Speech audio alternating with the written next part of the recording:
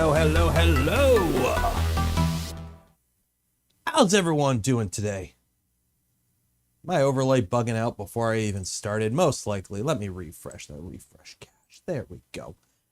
How's everyone doing today? Oh no, I forgot my hat. There we go. Got the hat. Get the music going. Got a drink. The water bottle is open. Beautiful start to a stream. How's everyone doing today? Watcher everywhere. Of course, before you start your stream, you always want to start with a clean desk. So use some water and a paper towel and make sure your desk is clean. That's how you start a good stream. Make sure everything's nice and clean. You don't want to work on a messy desk because that's how we start things. Start things properly. Nice clean desk. Went up my nose. How's everyone doing today? How's everyone doing today? It is Saturday night, and I feel all right. Luckily.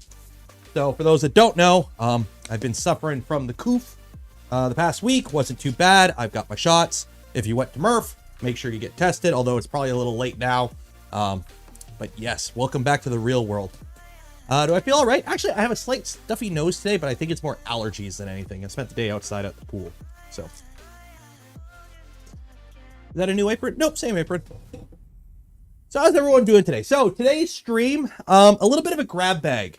I know the original plan was we were going to work on some not approve some mini stuff, but I changed some plans after talking to a really cool guy named Bill. The 3D Chameleon Murph video should be Monday, I believe, or tomorrow. Depends when I get around to editing it. I'll probably do that. But just chatting with them and seeing a cool thing called the 3D Chameleon. I kind of want to put it on the mini. So we're waiting for that to show up because, oh yeah, I exchanged credit card information for product. So that's on the way. So that will be going on the mini. So in the meantime, we're just going to do a grab bag of stuff tonight. The micron, unfortunately, broke. On the way to Murph, the Z motor mounts, apparently county roads, the Amish buggies apparently destroy the roads because it was quite bumpy, and unfortunately a Z motor broke.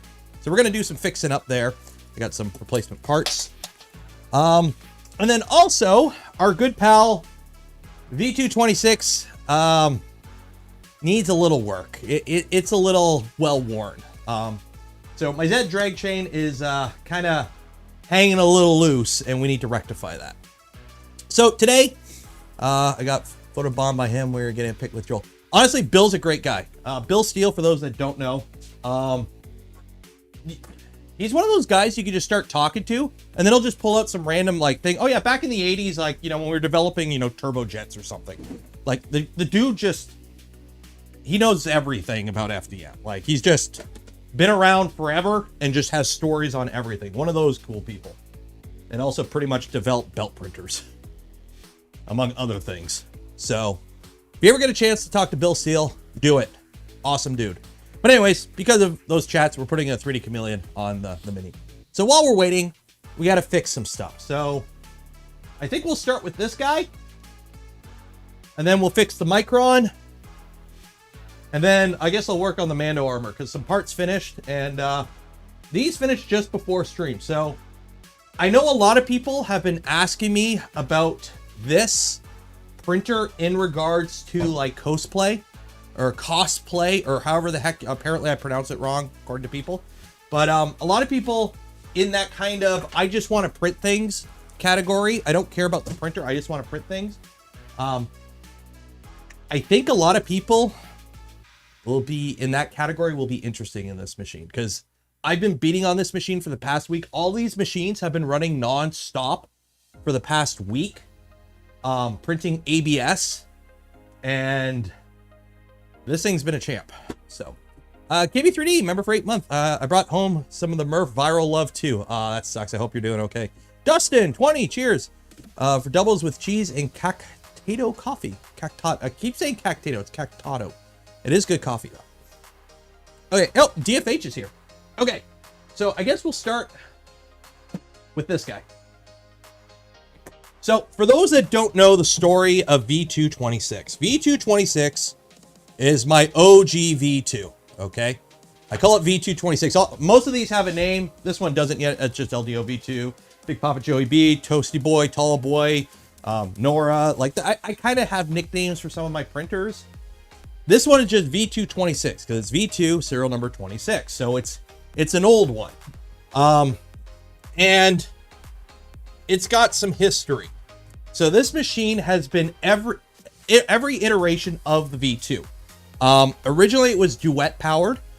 I still have the panel do on it with the original mount. No, I don't have the files for this mount. I've lost them. They're gone to the ether. Unfortunately, I wish I did because it's actually a really good mount. Because I'll be honest, the panel do on Clipper is a very nice touchscreen. If you like touchscreens on your machines, I'm not a huge fan.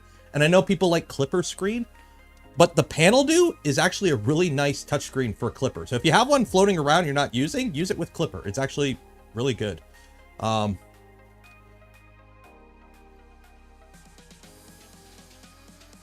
So we got that. These panels, as you can see, are tinted, but they're well worn. The original V2.0 filament inlet, still rocking that. LED lighting, no skirt because I'm still using like V2.1 skirts. And if you're curious on how it looks under the hood,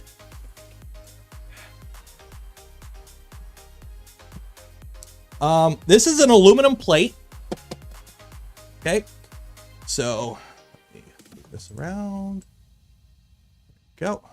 So this is an aluminum plate. The power supply is mounted directly to it. The SSR is on a printed bracket that's coming off because back in the V2.0 days, there were no standard for electronics under the hood. Everyone just kind of mounted it to the extrusions, kind of. We didn't have the fancy DIN slots that we have now. Decurian, thank you for coming a member. So the power supply is mounted to the aluminum plate. Don't worry, it's with like rubber screws or standoffs or whatever, so it's isolated. The pie just kind of floating there. I have a spider. Originally, this had a duet up until whenever I upgraded it to the spider. Omron SSR. So yeah, this doesn't look original because it's not. Yeah, legacy. A lot of just kind of dragging it along. Heck, this had V2.2 Z on it until I think I did the spider upgrade because I just left it because it worked. So yeah, if it ain't broke, just don't touch it. So unfortunately, stuff does break occasionally. So, oh, that's a lot of gunk. So we're going to clean some of the plastic out from in here because it's kind of a mess. In the bin. So, you may notice I have the spool holder up top. I've started putting on all my machines switch wire spool holders up top, simply for the fact that I have my machines so close together, I don't have room to put filament on the side. Because not only do you need room on the side for the filament, you also need room to get the spool off and on. So I stopped doing that. I put them up top just so I can squish the machines closer together. But this is going to be fun because, of course... Oh, no, I did put a clip on it. I'm not an idiot. I do have a clip. Oh, what'd I miss? What'd I miss? What'd I miss? What'd I miss? What'd I miss? PF Dennis gifted 5 community memberships, and James Miller gifted 5 community memberships. Cheers. So, I was not an idiot. I do have a clip in here so I can unplug my wiring. There we go. Oh, and the... I can't remember if these are 2.1 or 2.2 where we printed the latches. I know there's like a variant of this that the Annex folks use, I think. I don't know. These printed parts are like 3+ years old. So, again, if it ain't broke, I ain't gonna fiddle with it because I'm lazy.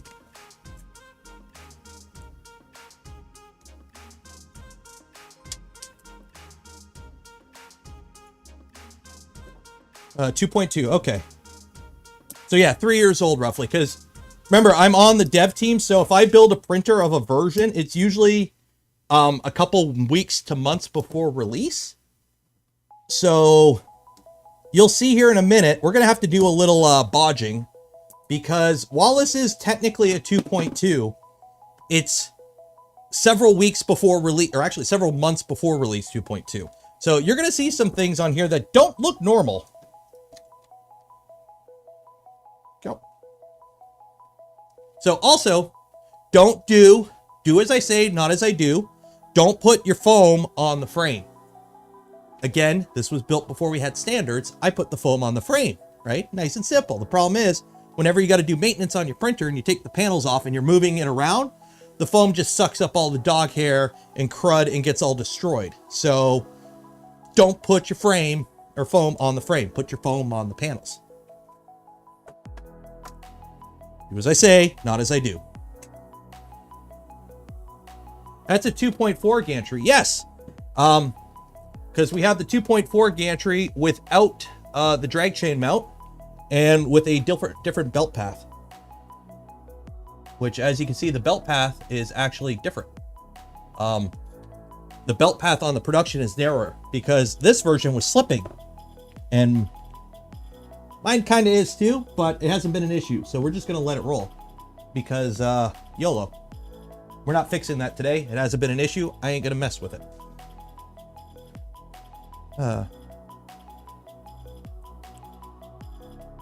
let's see.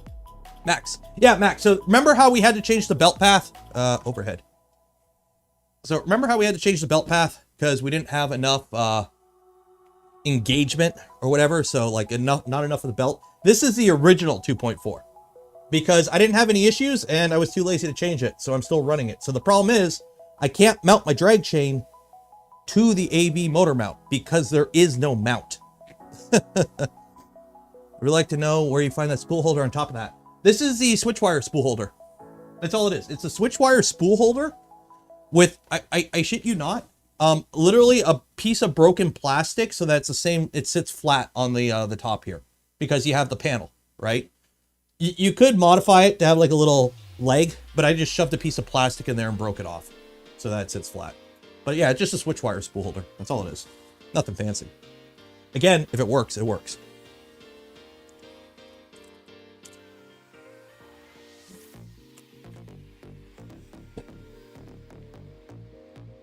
Okay, so we're gonna fix this. Now, unfortunately, I don't have, was it supposed to be 15-15 chain for the Z? I only have 10-10, but we'll make it work because this is all PTFE wire, which is nice and tight. So yeah, as you can see, this is the original zip chain, I think we called it. The bottom's kind of held in, not really. I'm missing a bunch of links in the middle that are broken, and then the original mount broke. So it's been like kind of just doing this for a while, which I'm assuming is not good. So we're going to rectify that today. Yeah, a bunch of these parts are broken, like, and they're all greasy still because originally when I switched this machine, so the reason this is all still like this is when I switched this machine from 2.2 to 2.4, I didn't have the drag chain that I was going to use for the Z didn't show up, or I ordered the wrong kind. So I just said, screw it. And I left the old zip chain with the original PTFE wire or silicone wire. And then when I upgraded it to the wire loom, which I think this is actually the KB3D wire loom, or actually, yeah, it is. It's KB3D wire loom in this. I just kind of left it. I just reused it. So this is like a 3-year-old DIY drag chain. And it actually held up pretty good until a couple weeks ago. And then it's been... So we're going to fix this. We're going to fix this. Make this not be poopy. And while we're at it, I'm going to clean out a bunch of this gunk. Because, when print fails, you get little scuff everywhere, and it just kind of collects everywhere. And, you got, for those in the know, you got your old school rice cooker switch. It makes that really nice click. Still rocking that. Is any of the wiring failing? Nope. By the way, you can see it here. I still have original V2.0 spec Cat 5 cable in here. There's still Cat 5 in this machine. That's how, like, I only upgraded if I need to. I am. So there's still Cat 5 in this machine. And for those that were around during the, let's just put Cat 5 in drag chain days. Yeah, don't put Cat 5 in drag chain, guys. It's no bueno.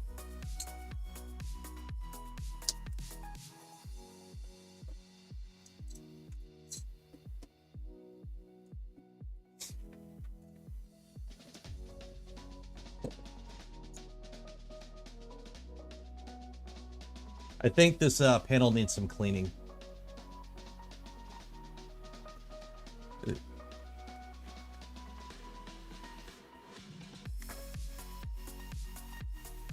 whole machine needs cleaning. What about wires? Well, it's not, the wires in the bed don't move. All it is, honestly, I think it's the bed thermistor wire, honestly. But it don't move, so.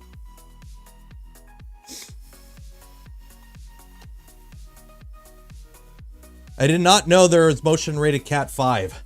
I don't think there is, but back in the day, it was common. Like, go watch Tom's video, Tom Sandlatter.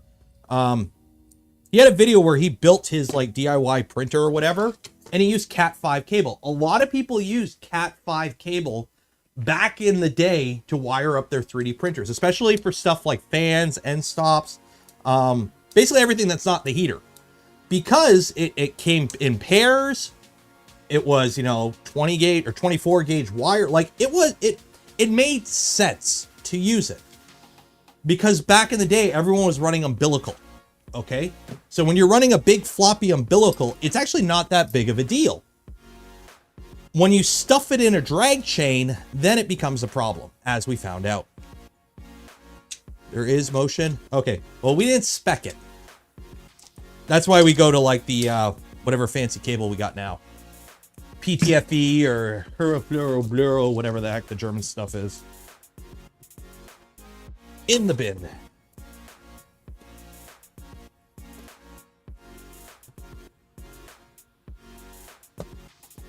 Whew. I got a bunch of 5-minute epoxy in there and it stinks. So.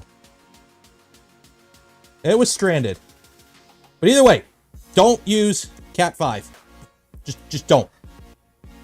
It's never actually worked properly. So just don't. Oh yeah, with some, yeah, people use solid.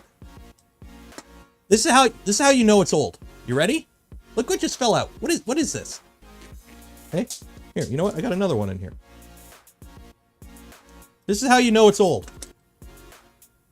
Look at that. M3 hex nut. What is this, a Prusa? Oh wait, I moved the game.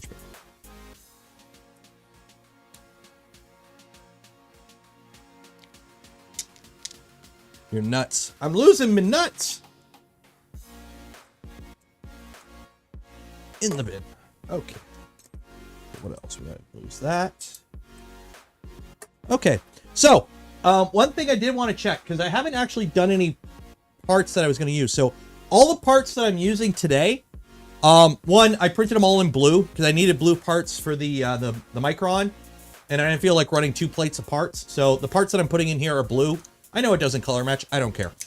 These are all printed on the bamboo. So they're printed with the bamboo slicer. Whatever their default profile is, the only thing I changed was I put it to the Voron setting. So 4 walls, 5 top, 5 bottom, 40% infill. Everything else is default. Also the skirt are printed with a brim because I left that on because I've been using a brim for all the Mando stuff.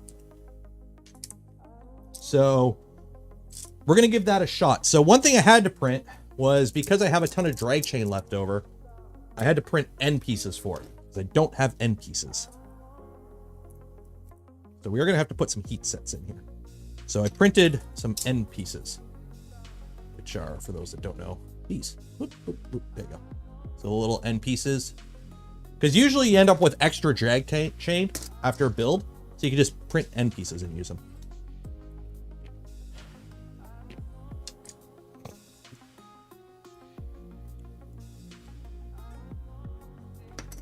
That. So again, I kind of had to bodge this. Luckily, I've got a custom upper Z mount because, again, these are somebody, who was it? I think it was Dave, made me this mount, but they're just like, oh, just put in the 2.4, the actual production ones, and then you can mount the drag chain right to it. And I'm like, I could do that, but then I'd have to, you know, rebuild the whole A motor mount, and I'm lazy and I don't want to. Plus I cut my belts really short, so I don't think I would actually be able to, because I think the belt length slightly changes. So we're just going to YOLO it, but I do need heat sets. So, heat sets in. Let's do that right now.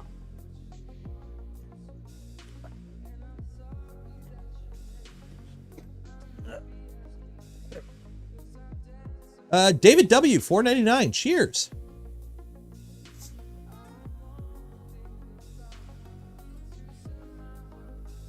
So let me check up on chat.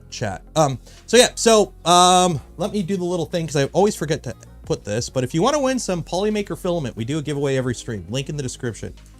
Win some Polymaker printer chow. Link in description. There you go.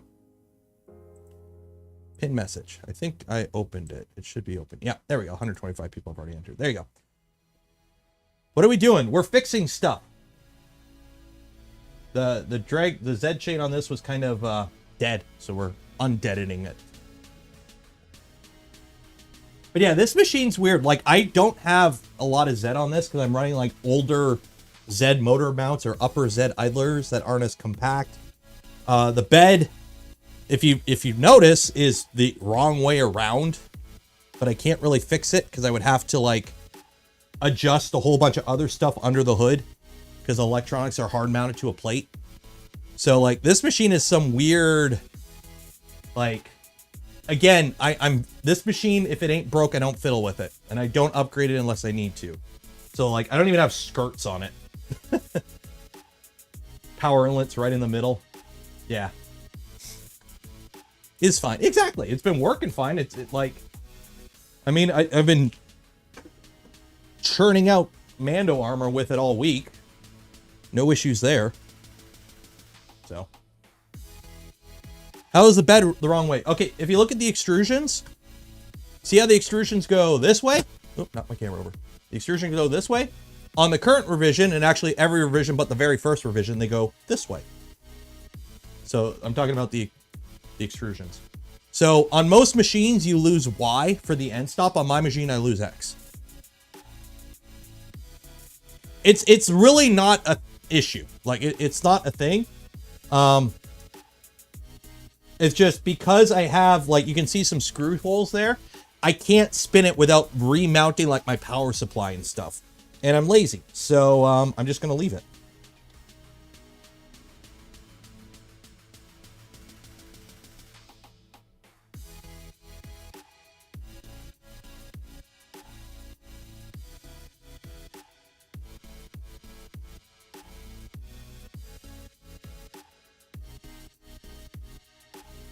Yep. And then there's a little piece there. Scott, thank you for becoming a member. Is the like button not working? I don't know. Can you guys verify the like button's working? Apparently it's not.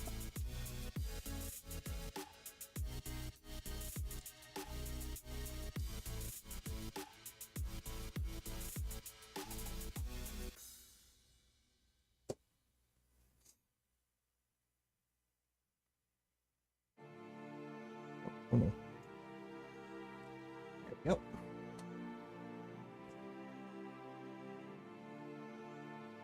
Okay, I'm using a Voron Revo LDO kit. It's super confusing as a new Voron builder. What parts I need to print? Okay, David, if you want the simplest, just print whatever the manual tells you. Okay, just print the manual. Now, what you can do, and what I recommend, is print Clockwork 1 and this Beta Stealth Burner parts. So what that means, okay, flip this machine around because I can use this machine as an example. I'm running an LGX on here, but you could easily be running the stock clockwork. But the stealth burner, which is the front fan shroud here. Okay, so the part that's actually printed out of resin here. Oh, here, see? Because somebody super chatted. Max Sola chatted, or super chatted. 9.99 Chef Boyardee Fund. Cheers. I'm no longer confined to the basement. I can go out on my own now. And Jason, thank you for coming a member. So this part right here that's actually printed out of resin, don't do that, but I'm testing it. This and the actual hot end mount are stealth burner. You can put that on an existing afterburner. You don't have to worry about it. You can just slap it on. Do it. It's better part cooling. Okay. Especially if you plan on printing PLA. Clockwork is the extruder. Clockwork 2 is not fully released yet. It's still beta if you want to play with it. I don't know. It depends. You could always just build it stock and upgrade it later. And if you build it stock, you just follow the manual. But I believe the LDO kit only comes with the MGN 12, which is really the critical part you kind of want to do.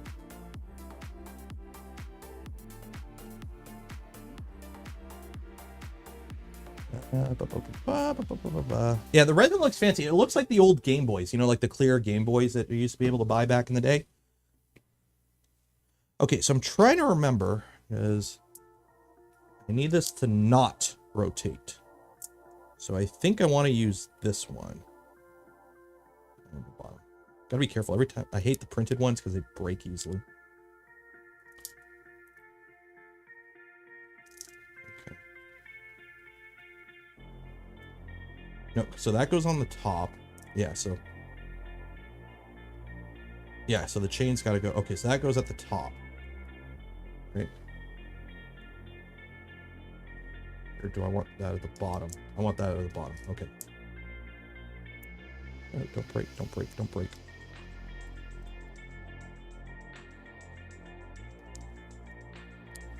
There we go. So that goes like that. And then that goes like that. Okay. So I don't know how many drag chains I need, so I'm just going to mount them all and just whatever I don't use, I don't use. Let me open these all up.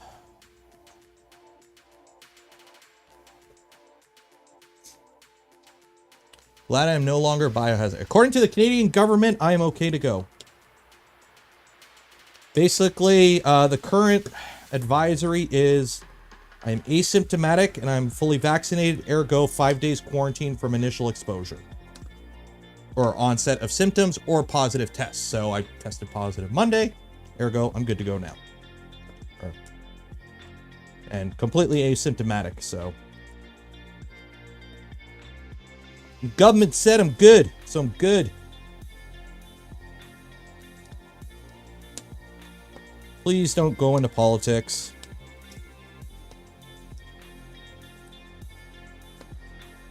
Although I will say, the person on the video today, my video today, the video from Murph, where I spoke to Coco Press, Eddie, and KB3D. In the Eddie portion, he was wearing a mask. And of course, somebody said, put your mask away. You don't need to do that. Eddie didn't get COVID. A whole other bunch of people did. So it wasn't dumb for him to wear his mask now, was it? But that's okay. You said your comment. We're 2 years in the pandemic. You totally changed his opinion. We know that. Okay. That goes right about, yeah. Let's see, tight. Okay, actually, I gotta break this off. Always paranoid of these. Okay. That's Shammy. I'm on vacation. My wife told me to pound sand. I was logging in to say hi. Go take care of your wife. Oh. And test and mod. Why was it placed on timeout? May have been an accident. I don't know. I didn't do it.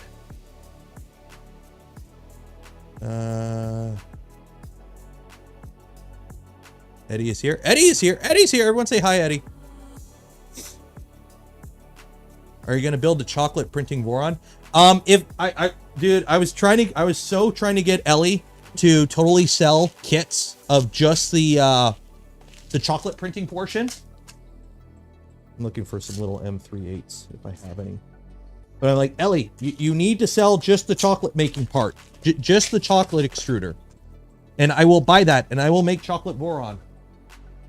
So, if they do sell it, I am down for that. So.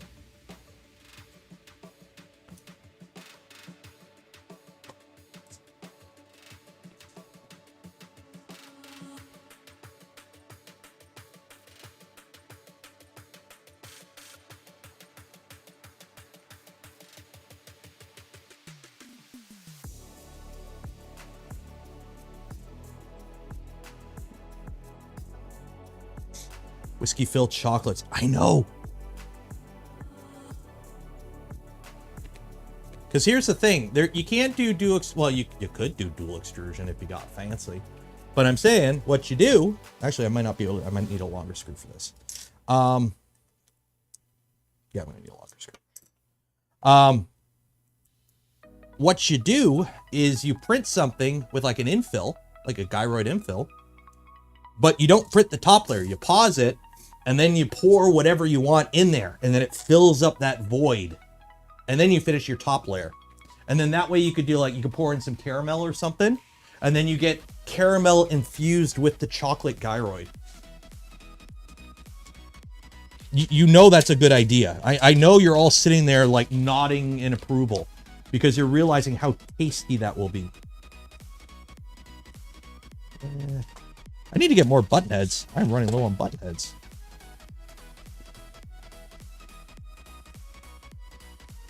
Yeah, that'll work. So you print like a boron cube or something, and you wait. You don't do the top layer. You fill it all up with whatever you want, and then you do the top layer. Yeah.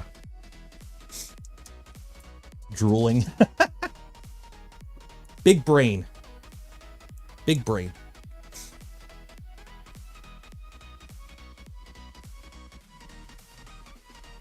How do you order your screws? I usually, kits get sent to me and all the extras get thrown into a pile. But what I occasionally do is every now and then I'll buy like the, just the combo packs on Amazon of like button heads or like something you don't use a lot of, but you want to have a bunch of different sizes just in case.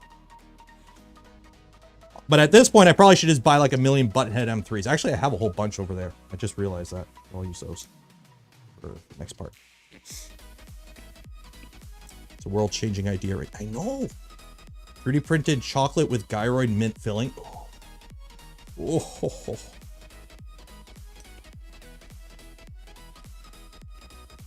We're all gonna get fat, and that's okay.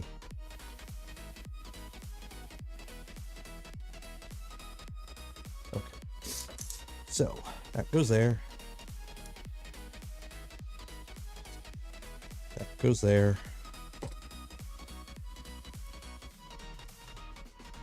That goes there. Okay. Mad Shammy, $5. Cheers. Wife said I'm sleeping in the tent with kids again, so I figured I might as well seal the deal and keep watching. Don't do that, Matt. You got it. Happy wife, happy life.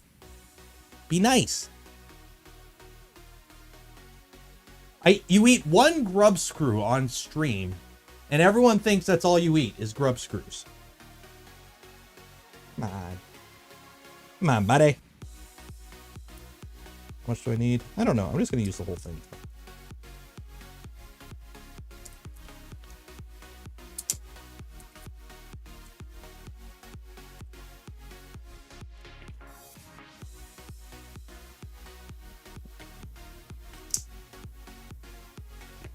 And here comes the part where I try to gently put it on without actually breaking anything. And I break it, and then I swear.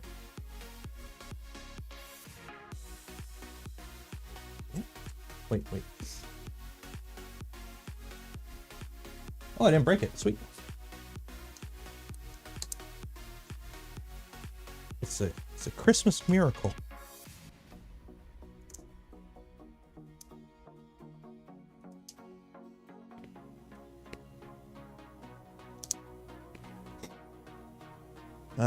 James Miller, Lucky Bot, food, 3D printing extruder, wife loves it. Nice. You are what I eat, so I'm a set screw?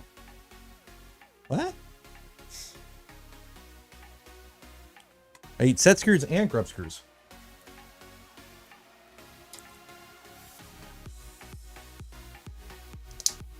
I'll probably turn this so I can actually see what I'm doing. That might help.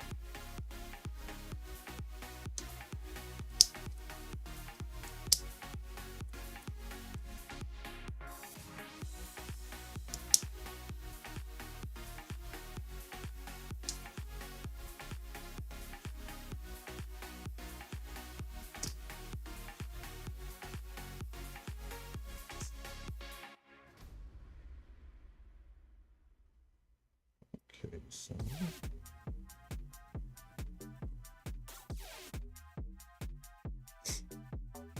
oh, Steve's here. Everyone say hi, Steve.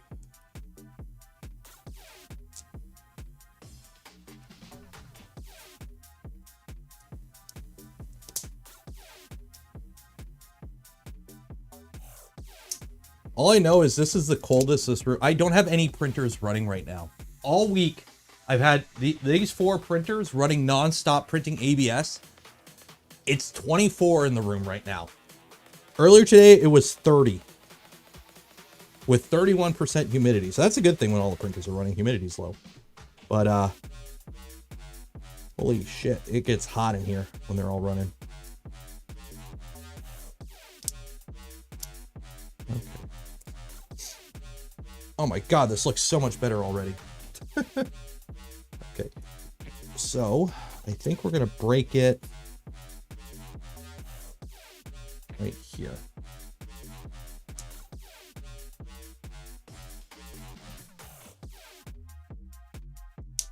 There we go. Now I need to put the other end on, which I think is this piece. What did I break? So the drag chain that was on here was the original zip chain, which if you built a 2.2, it's like a DIY drag chain. It works really good, but it's 3 years old and it finally kind of just bleh and fell apart and exploded. So I'm just putting actual chain on it now, so it actually kind of doesn't fall apart on me again. So this kind of goes there. I know this is a really bad angle for you guys to see anything, so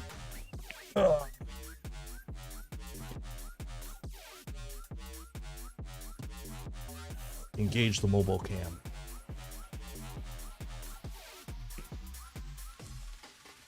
So I need some M3s.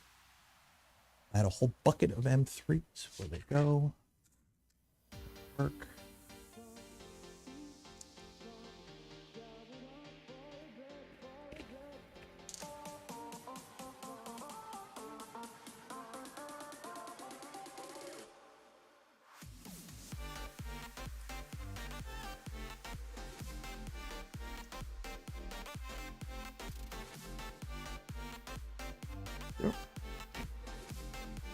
Use a Cat 5. No, there's no Cat 5 in the drag chain. No. But back in the day, there was Cat 5 in here.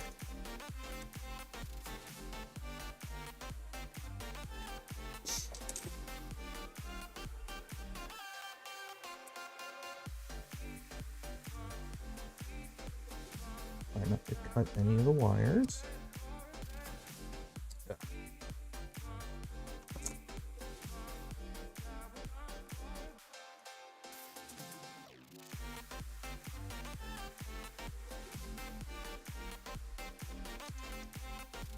I'll live under there now.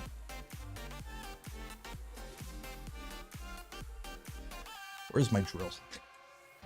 Drill. Where's my 3mm bit? 3mm bit, where you go? Uh-oh. Uh-oh.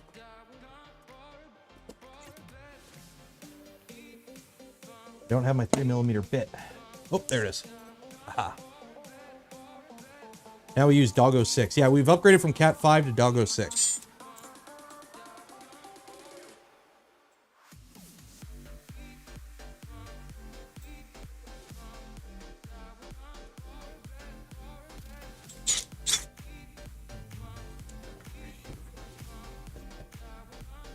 Are you doing another giveaway other than Polymaker? I am just doing the Polymaker.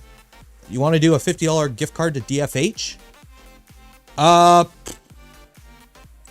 Save that for, we'll talk about it off stream, Mad Shammy. I don't like doing spur of the moment stream because I got to set up a bunch of other stuff that I know it's a pain in the butt for worldwide. But if you want to organize something for a future one that we can announce properly, let me know. I know people get not happy if I do mid-stream stuff like that. I know. Believe me. I get messages. Can't have nice things, apparently. I used to have a whole bunch of M38s. I don't know where I put them all. Where did you go, M38s? Where'd you go? I missed you so. I don't know where I put you.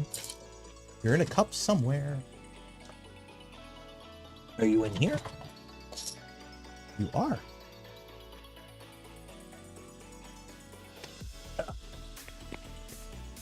Oh, you want to say hi? Somebody wants to say hi. Hey, puppy.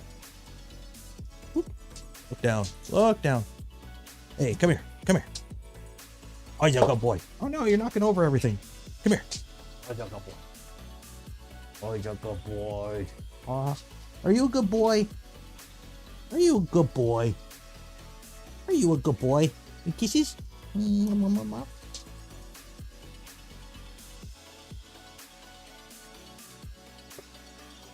guys want some dog fur?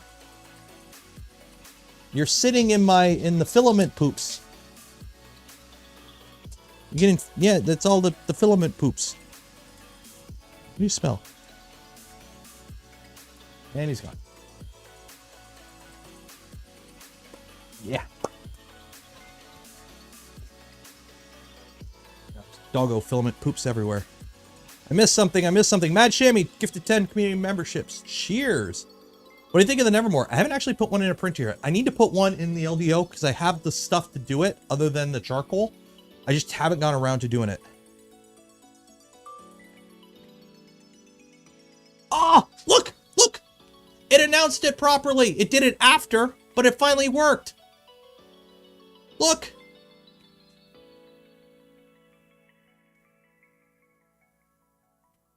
In the middle of all that, it did it, but it did it. It worked. And now it's going to beep for all of them. One second. Let me update this. Stream elements.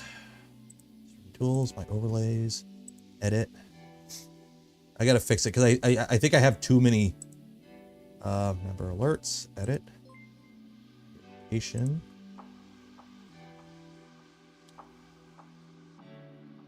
Okay, turn off that. Save. There we go. Because really the big one is, for those that get a gifted membership, thank you. But I don't think it's like notifying is kind of, oh, no, it's, oh, I think it actually might be bugging. One second. Refresh cache. There we go. So while it's cool for the new people, having 10 people beep, beep, beep is kind of annoying. I know that. So hopefully... But it finally worked. Yay! It's got the dancing. I wanted it to work because I had the dancing LEDs. It was cool. So I'm happy it's finally working.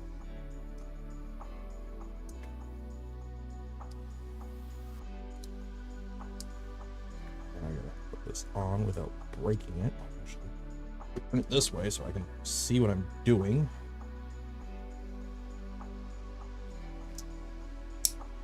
Go. Okay, so that's that. Goes there, that goes there. Put some screws in here. These are gonna be fun to put in here because I got nowhere to really get in there to. Oh, actually, wait. Let me do it without the drag chain in the way. Don't break, don't break, don't break. Ah, there we go. Okay. Sometimes it's easier to attach the end piece and then clip the drag chain on, which I probably should have did before I even did any of this, but is what it is.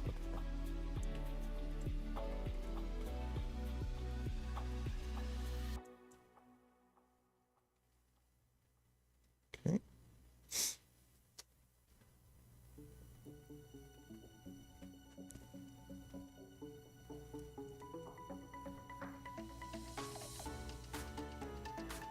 Go.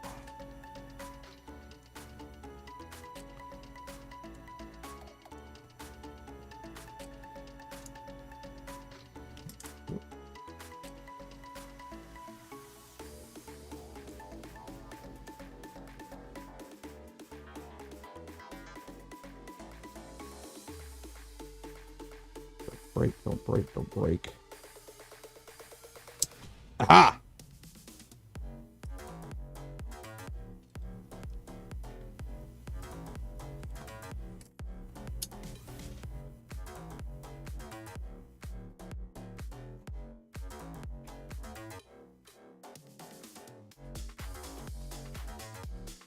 Now, this is doing nothing, so I'll move that underneath, so I can kind of just zip tie everything in, and I'll call it a day. Huzzah!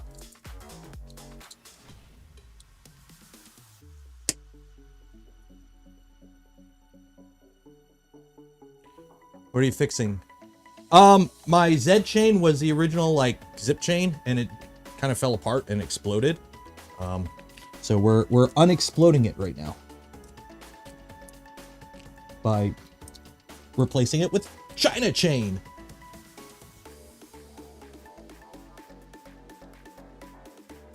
Oh, no.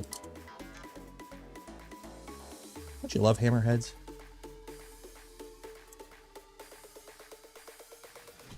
There we go.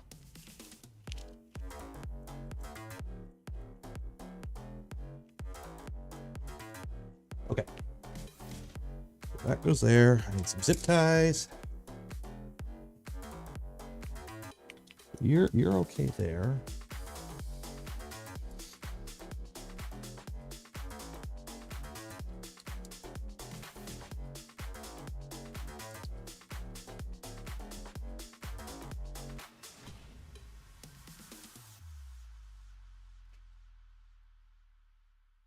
Go. Oh, it's so much better. It looks so much better. More zip ties. Oh, zip ties.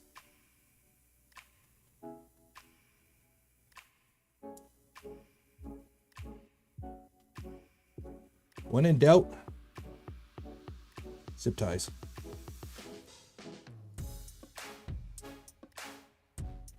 Okay.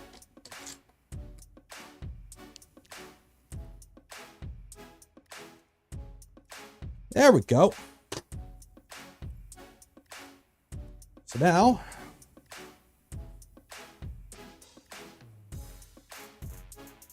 going mobile. Whoop. This is what we have. Now we got a nice clean Z setup. Nothing hits. That hits. I will use some zip ties to make it not hit. But we are good. It's a heck of a lot better than it was before, that's for sure. Voila. Okay, more zip ties. Actually, can I zip that? No, maybe not.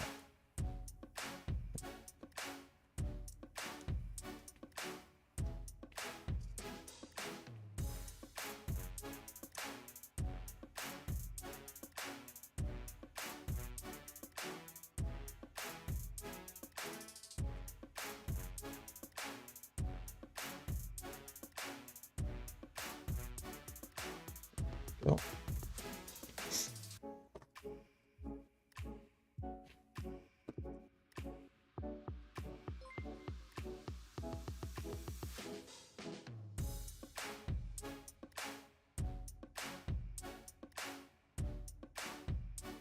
Good.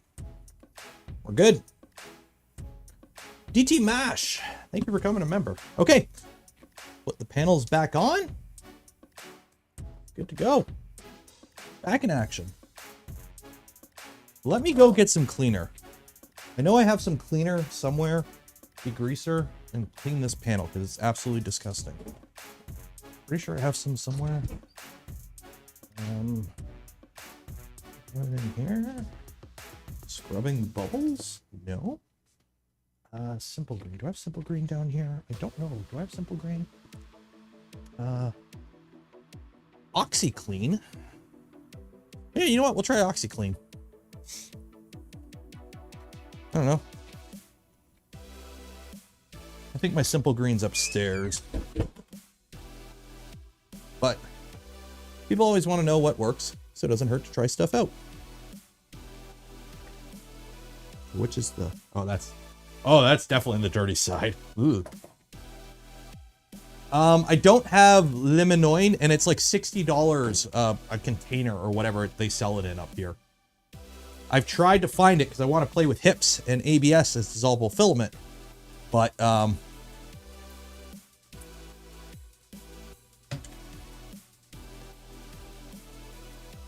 no, this ain't gonna work. This is not a degreaser. Yeah, it actually kind of works. I paid way too much for these panels to have them be scuffed as I scuff them. So yeah. Well, while the tap plastic smoked acrylic or smoked plexiglass, or actually, I don't even know, smoked whatever, panels are really nice. Don't get me wrong. They are pricey, especially when you live in Canada. Actually, that worked pretty good. So yeah, if you're wondering what the crud is, see that brown residue? That is the oily residue from off-gassing from melting ABS. That's the stuff that gets in your lungs. So that's why my panels are all sealed up and I leave the printer closed until the temperature drops back to room temperature. So all that stuff settles inside the printer instead of, you know, getting out of the printer and going around the room.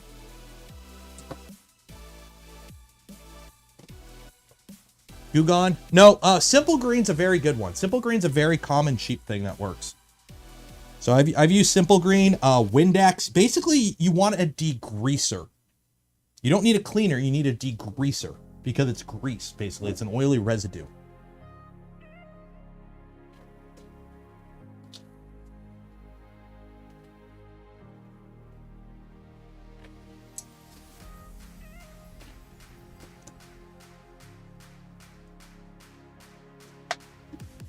What am I stepping on? Oh, that's my soldering iron. Oops. Good thing it's off.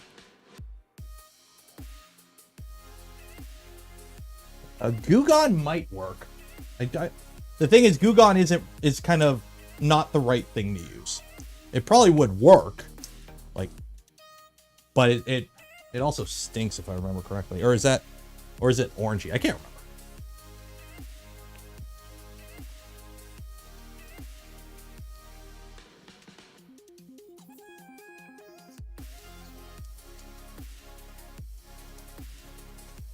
Coffee, honestly, like diesel or kerosene would probably work.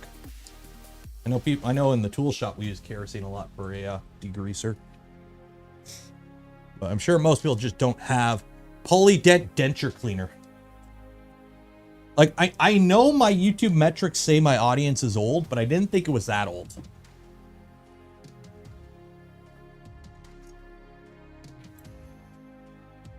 I love how I got like tape on here to like plug up holes. But yeah, this is the original V2.0 Bowden inlet. That's like, this is the official oldest thing on the machine that's printed. This was printed on a V1.5.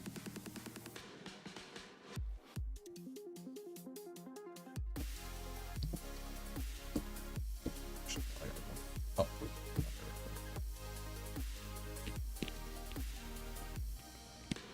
Back in my day.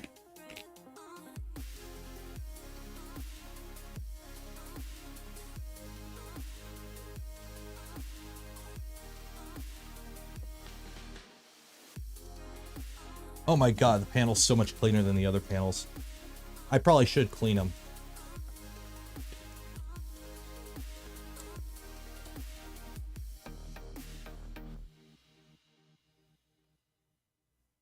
Boomer problems require boomer solutions.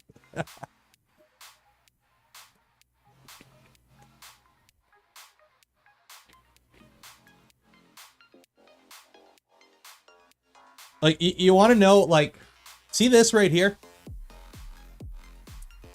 Okay, ready? Ready? You see this right here?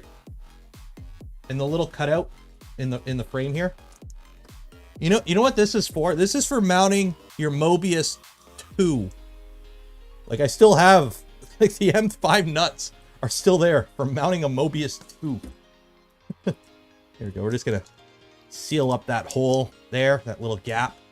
We're good to go.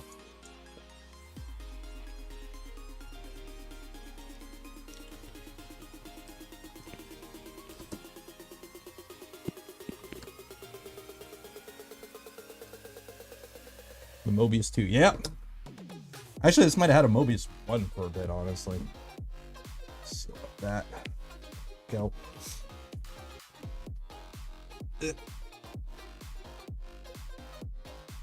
Pepper through. Go.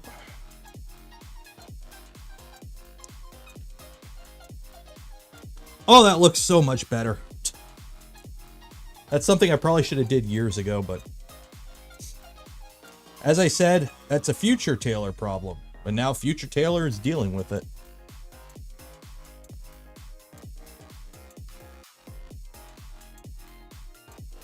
Well, according to YouTube, my demographics trend something like 25 to 45 is my biggest demographic, so. And it's like 97% male, which it used to be 99% male, so we're doing better.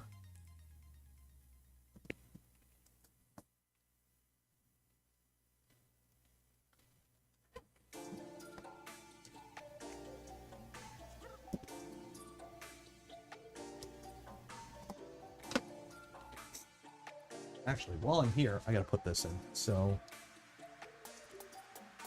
it's gonna go right there. I've been meaning to put this in. I just haven't gone around to it.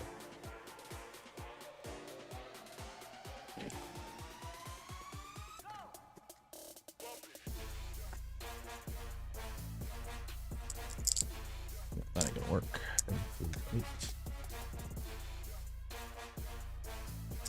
There we go. And every T-nut, hammerhead, hammerhead.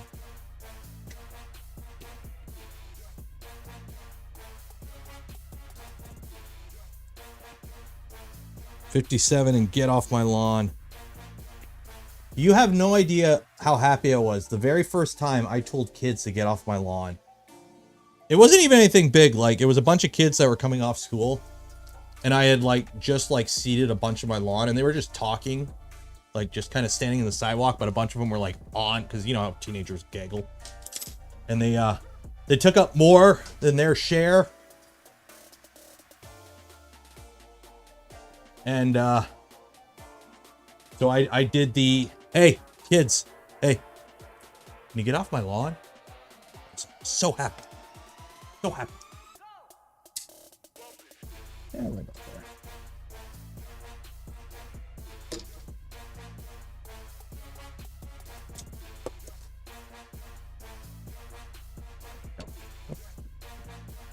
Okay, now we got to do the super technical sealing of the hole with some really fancy black aluminum tape. Because, you know, it's the very back of the printer that nobody says, so you got to color match. You lose points if you don't color match. There we go. It's nice and sealed. There we go.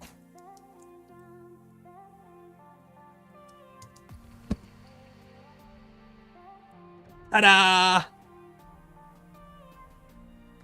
It's fixed. I didn't use the Capricorn tube. You don't want to use Capricorn tube for this. This is reverse Bowden. You want to use the loosiest, goosiest Bowden tube you got. This is 4mm ID, 3mm OD. Or no, 4mm OD, 3mm ID. You want that filament going down there like a hot dog down a hallway when it's reverse Bowden. You don't want your extruder to overwork. I really wish I had a vacuum in here. I do, but it's in the other room. Okay, should we test it before we put it back? No. Anything else broken? Quick overview. Nope, we're good. Are you serious, YouTube? Okay.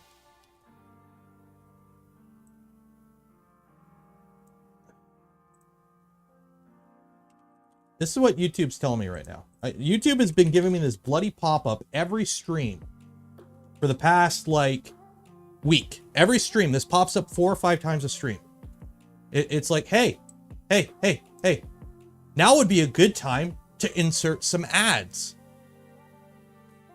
Now, YouTube, okay, a little heart to heart here. Like, don't get me wrong. I like money, okay? I need money to pay my mortgage so I can live in a house. Houses are nice. I like money. Most people like money. I exchange it for goods and services. I need goods and services to live. But quit with the pop-up. Hit close. It goes away. An hour later, it pops up again. No, I'm not going to push the button. We did it once to see if it did it. With my audience size, it's not worth it. I make like $1. It ain't worth it. I'd rather not annoy you guys with stupid ads.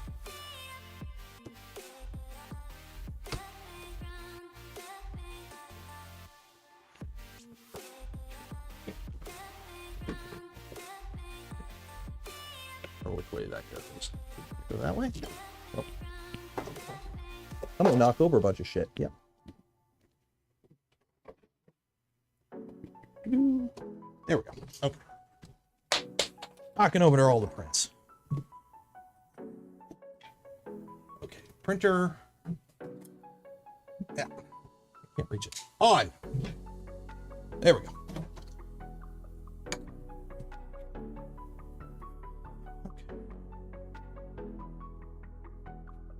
Engage. There we go. Oh, I found a what was it? Homer trying to find a peanut that fell under his couch. He finds a 20. Oh, I wanted a peanut, but peanuts can be used to get many peanuts. Or $20 can be used to get many peanuts. Explain. Money can be exchanged for goods and services. Woohoo! Yep. Just don't sling. Okay. Okay, private heart to heart here. If I get a Raid Shadow Legends spot, and it's like money, like it's a couple $100 now. But if it's like money that I could use to like turn into a printer kit that we could build on stream for some vendor I haven't done before, like, you know, something cool, I'm jumping on it in a heartbeat, and I'm completely taking the piss out of it, and I'm going to have fun with it. And then there'll be a little timestamp in the video that you can click to skip, because we'll get like a month of build out of it.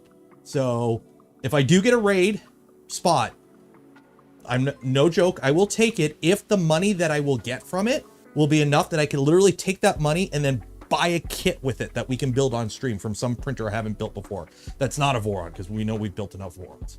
So if that does, that email shows up, I'm taking it, because I can get, if I can get a build out of it, I'll do it. Okay. Make sure it heats up and we didn't break anything. And also I got to get the filament out of there.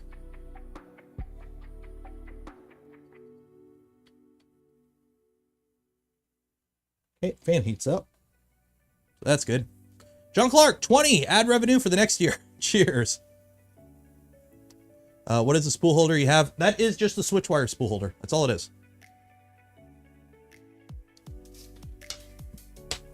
But yeah, no, if I get a raid ad and it's like, hey, we'll give you enough money that you can buy a kit from something like a legacy kit or something, I'm taking it.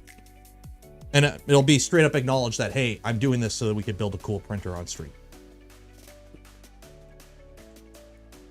I think that's reasonable. I think that's a fair enough compromise. Okay, so these are the legacy motor mount, or legacy. I wish we were building a legacy. Speaking of legacy, so these are the micron motor mounts. Okay, these are the new ones. So if you go on the GitHub for the micron, these were put out like a couple days ago. They're updated because the ones that I have in here are the old ones and they broke. So they're printed in a different orientation and they're a little bit stronger. So if you have a micron or you're building a micron, you may want to swap these parts out because, go. Pull it off, turn you off.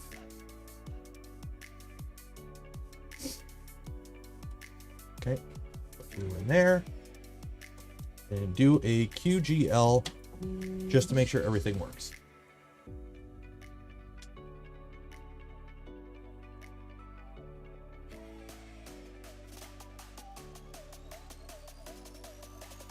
Oh, that looks so much better. I had to pay off the mortgage. If we have any Saudi oil princes in chat and you want a really big shout out and you want to help pay off my mortgage at the same time, let me know. We'll work something out.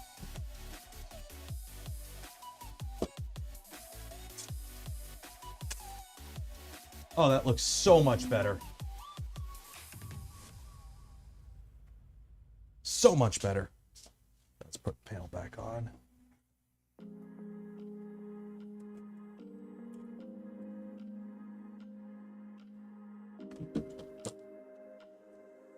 Probably clean that front panel too. Found a Multimaker original still in the box, waiting on the business partner to send it to me. James, is it like in the kit, like unbuilt? If it's an unbuilt kit, send me a DM on Discord. We'll talk. We'll work something out, buddy. If I win the lottery, I'll sponsor. I don't need much.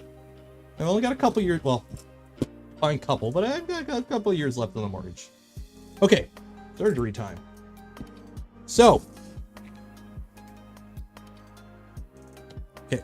So for those that don't know, I went to Murph recently. It was a lot of fun. I brought back a souvenir, but E3D was looking for printers with Revos to show off because they were just bringing over, you know, the hardware. They didn't have any printers they were bringing. Unfortunately, nothing that they brought showed up, but I brought this, and unfortunately, these motors, they are beefy, they are strong, and unfortunately, they are a little too heavy. And while this was, you know, in motion in the trunk of my Focus, going through Amish country, we hit a bump apparently, and the motor weight went and broke the mount. So we've got to replace this mount, and this one's a little cracked. It hasn't broken, but it's cracked. So we're going to replace them all, essentially. So we've got the new motor mounts, and this should be a relatively easy fix, because I've already done this once before, because I broke it during building it.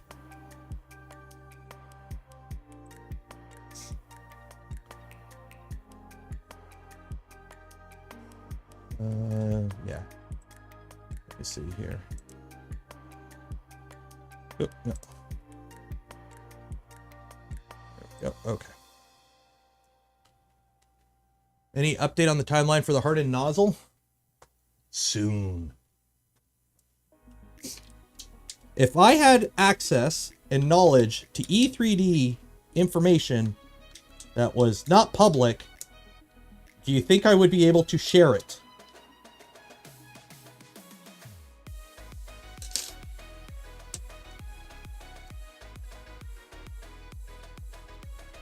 Like, just, I would love to be, hey guys, X day, it'll be out.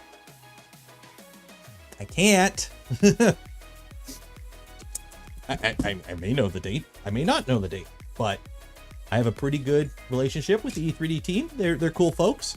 I would hate to break any trust there. No, this didn't print at all at Murph, because as soon as we got there, like, yeah, this is done. So luckily, it's an easy fix. You take off your grill.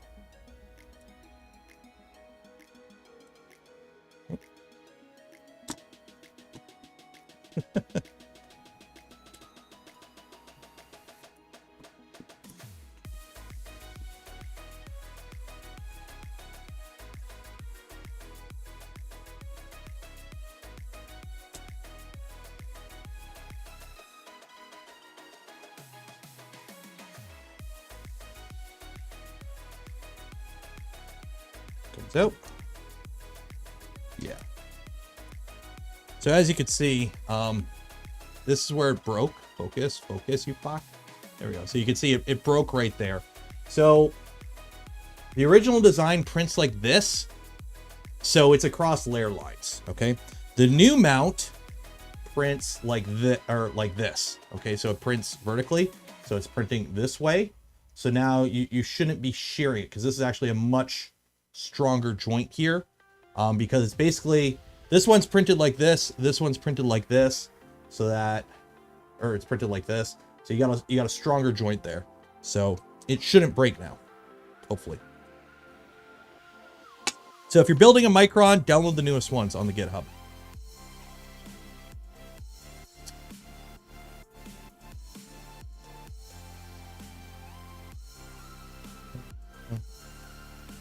In a CF filament, you shouldn't have to, because here's the thing, this is literally a layer orientation issue. It was literally printed in like the worst way. So this shouldn't be an issue now.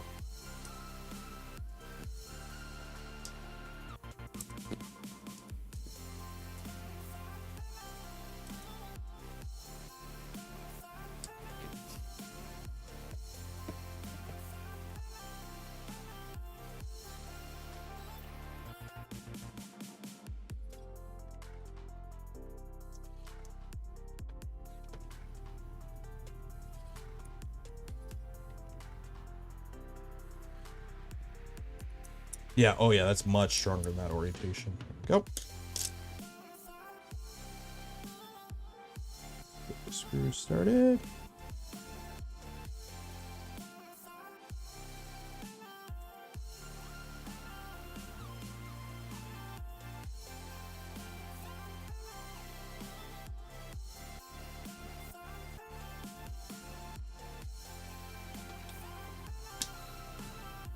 Turn the belt down.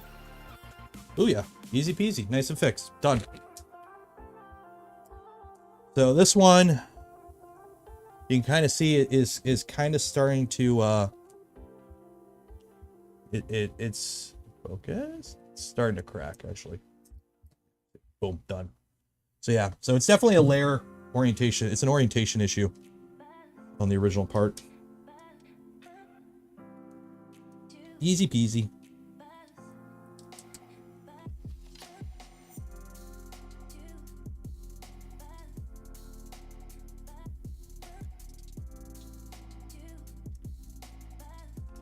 What time is it anyways? 9:13. Oh man, this is taking less time than I thought. Yeah, so if you got a micron or are building a micron, print the newest revision of the part and just swap it. It's an easy, like I've already done one. This is not a hard fix. You don't need to rewire anything. You don't need to rebelt anything. You literally take off the front and rear skirt. You don't even need to unhook the power. And well, make sure you unplug the printer from the wall. It's an easy fix. Just do it.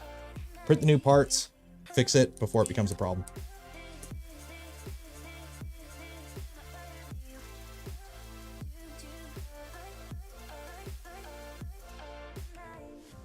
How much does a micron cost? This is a DFH kit. If you go to his website, there'll be price there. I don't know what the exact cost of a kit is, unfortunately, off the top of my head. It's more than a V0. This is a printer you build because you like building printers, not because you need a practical 120mm cube printer. This is not bang for your buck for 120mm cube. Makes a little bit more sense if you build it bigger at 160. Or is it 160 or 150? I can't remember. But either way, this is a fun printer. You build it because you like building printers. Oh, yeah. Where'd you go? Where'd you go? Where'd you? There you go.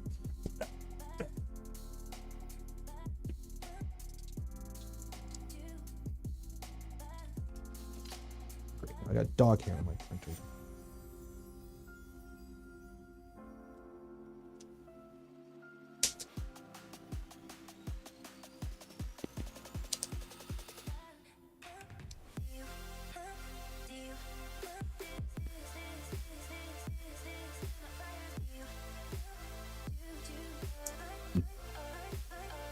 Probably just build a 250 Trident. You're going against the if it ain't broke. No, this is broke. These two ain't broke. Oop, wrong camera. These two ain't broke. These two were broke. So in that regard, it kind of makes sense to replace them all. So we're doing a little preventative maintenance on the printer today. And I think this is called for in this regard.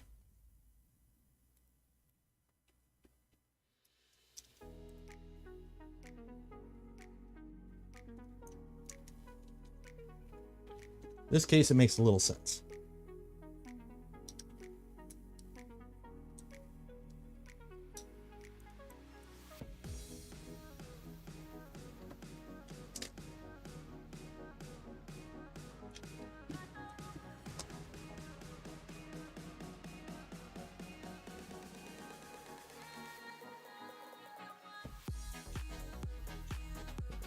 Good.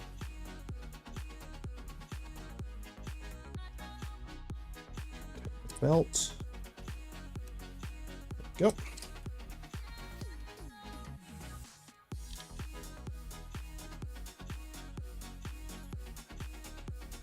There you go. Easy fix. Done.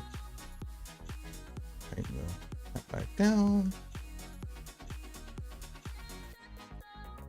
And once this is done, we'll try and get it printing.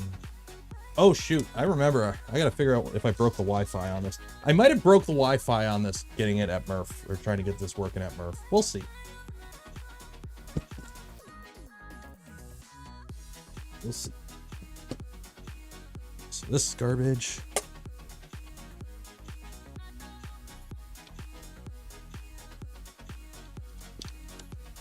I will say, for a little printer, this is easy to fix. You could have glued the old ones. The problem is, it's Z-belt drive. If you don't have them lined up perfectly, you're going to destroy the belts. And the one was straight up sheared. I probably could have acetone welded it for like a bodge fix. But literally, I flipped the printer over to take the SD card out to update the Wi-Fi, and I did. And then I plugged it back in. And then when I was plugging it back in, I noticed the motor was wobbling and broke it. And I'm like, you know what? I'm not even going to bother with it.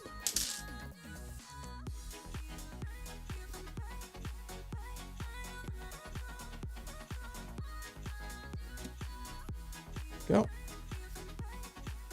This is why you leave extra wire.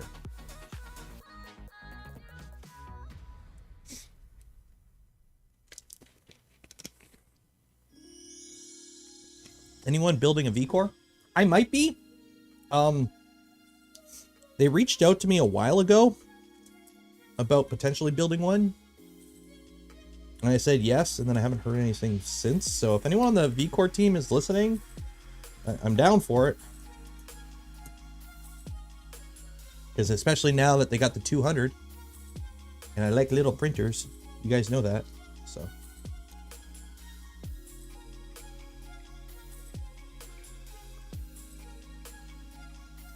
Oh yeah, I was going to print replacement parts. And then by the time we kind of figured out, you know, the logistics of like, okay, we need to print replacement parts.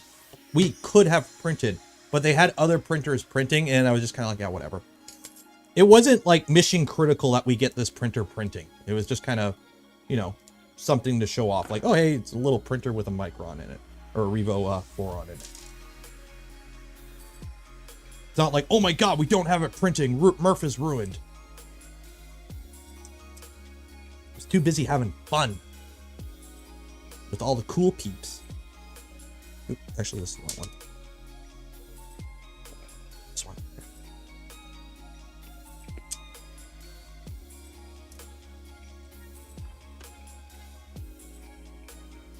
Hope you're feeling better. I feel fine. I got a ever so slight runny nose I developed this afternoon, but other than that.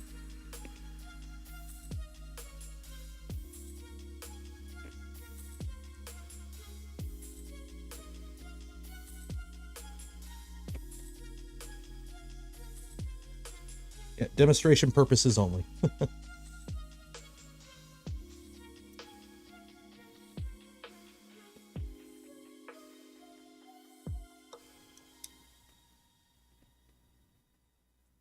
Murph was crazy. It went viral. I just hope nobody actually gets it really bad. Everyone gets it's okay.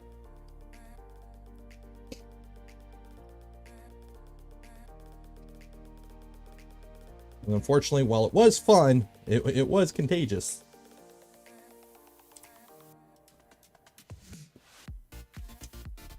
Go. Last one. Yeah, but if you're wondering how strong these motor mounts are, so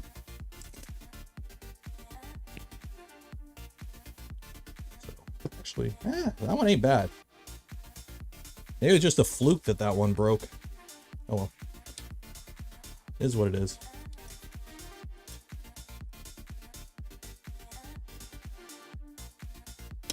Did they find Steve's printer? As far as I know, no, unfortunately.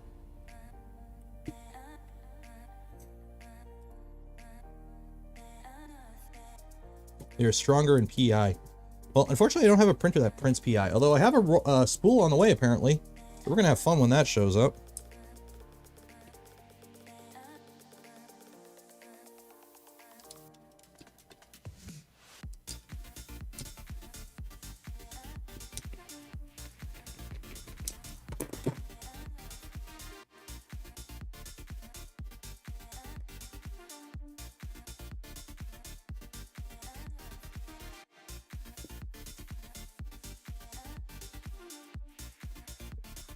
Old ones, that's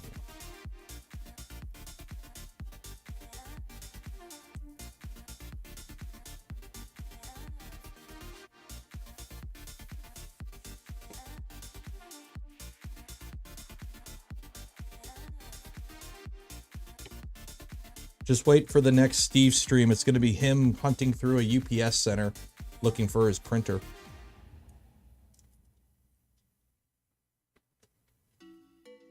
It'll air at 2 a.m. It'll be him jumping over the wire, sneaking into the facility, trying to get his printer back. I know it's in here. Where is it? Where are you hiding it?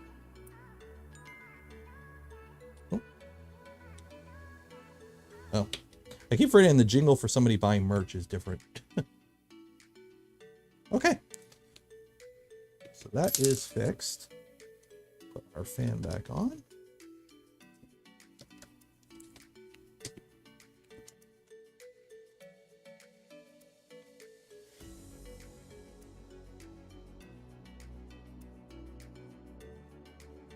See the screw.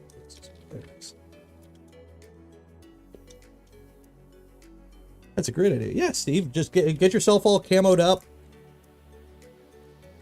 Get a streaming backpack and just hop over the UPS wire and just start digging through boxes. Okay.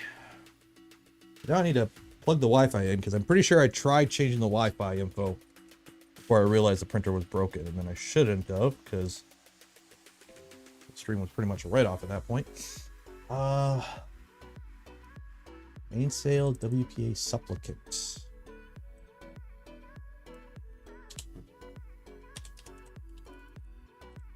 Is that where my Wi-Fi is at?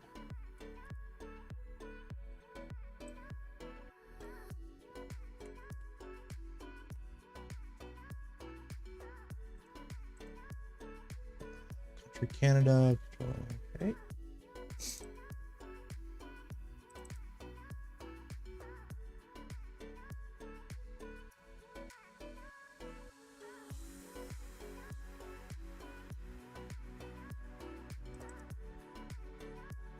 Okay, I think we're okay. Okay, I think I got my Wi-Fi working.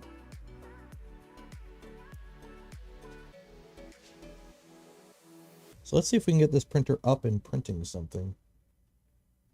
I still got to put the outside panels on. I didn't put the panels on because I figured, you know, leave it kind of open so people can see it.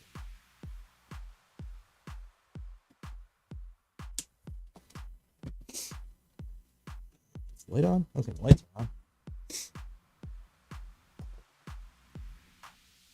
Imagine a bunch of nerds in Mandalorian outfits. Well, I haven't finished it yet. I've got... So, by the way, I officially have the whole suit printed. I got to print the backpack still. But for those wondering, I've got... These finished just before stream started. That's why they're just sitting in the printer. So I got to acetone weld those. So we might start that right now. Do that on. For those who've never seen what acetone welding is. So these are the front shin guards. This is ASA. That's ABS. But you got these 4 pieces. And then all of this is a whole set of Mandalorian heavy armor. Minus the backpack.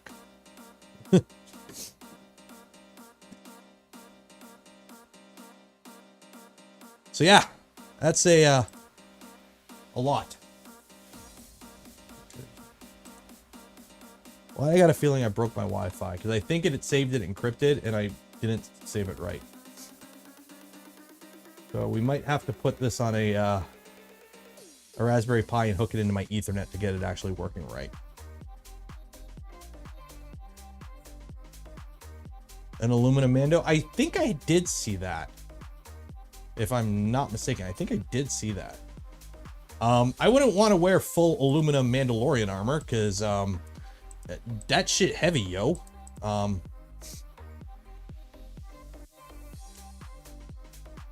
Yeah, I don't think yeah, shoot. I think I broke my Wi-Fi on this.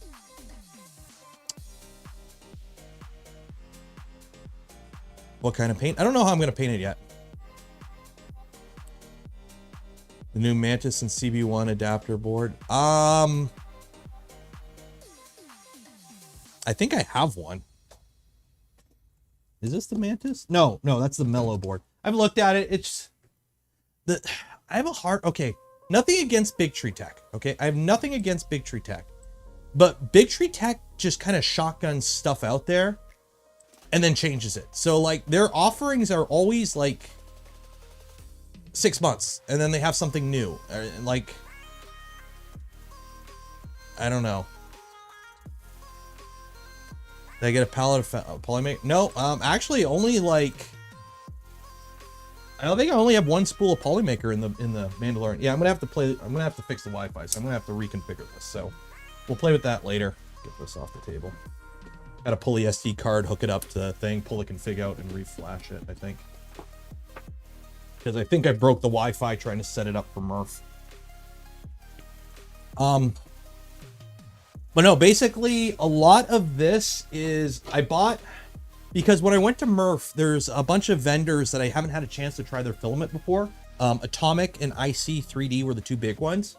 So I bought, I got the IC 3D, full disclosure, gave me a spool to try out. I also bought the big 2.5 kilogram spool, which is amazing for this kind of work. And then I got 2 spools of Atomic ABS Black. And then I've been killing off old spools as well, like spools that like have been just sitting around for a while. I've been killing those off. So I just kind of wanted to burn through a bunch of my old stock and then try out some new filament on this build. I also still have some stuff coming from another vendor, but actually only like 1 kilogram was the Polymaker stuff. Because the thing is, I have Polymaker, but it's colored, and I didn't want to use. They sent me some red and blue ABS. I didn't want to waste any of that on something that was going to be painted. So I'm going to use that for builds, like printer builds in the future. But for these, this is all going to be painted. So what color? I don't want to use a good color on it. Joseph, $5. Cheers. Have you ever used G10 micarta for a permanent? I have not. Beginning warping with PI, even with 2.4 as 50C enclosure with Atomic CF ABS. Atomic, I've been printing hotter than I normally do because I want really strong parts, especially for like shin guards and stuff like that. So I've been printing at a 110 bed with 260 on the nozzle, and it's been working great.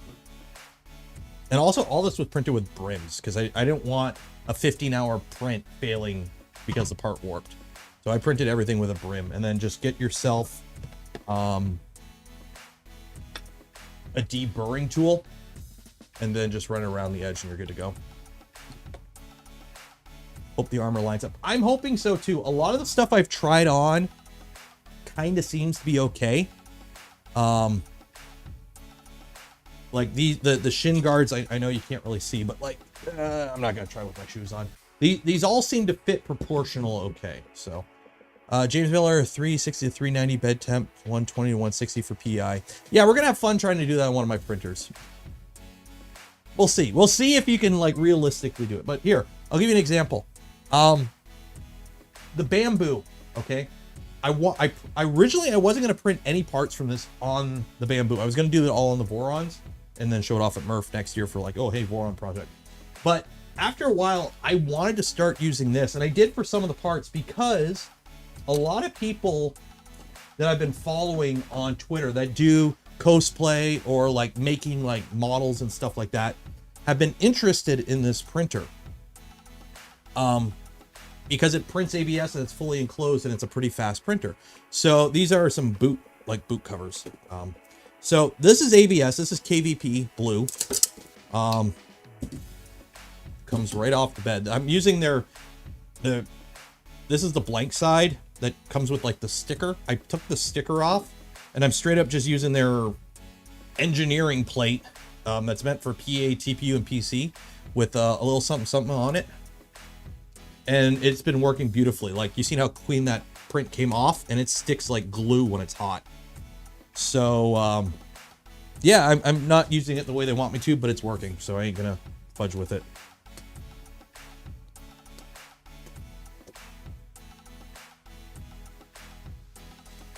Because again, if it ain't broke.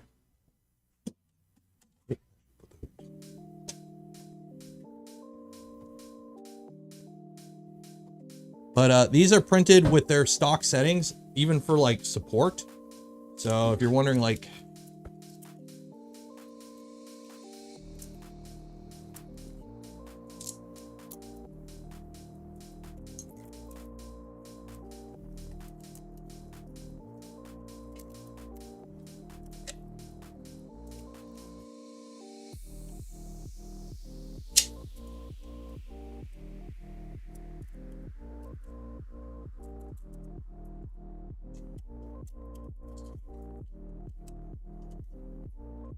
yeah, that comes off pretty easy. So yeah, a little bit of cleanup with a knife, but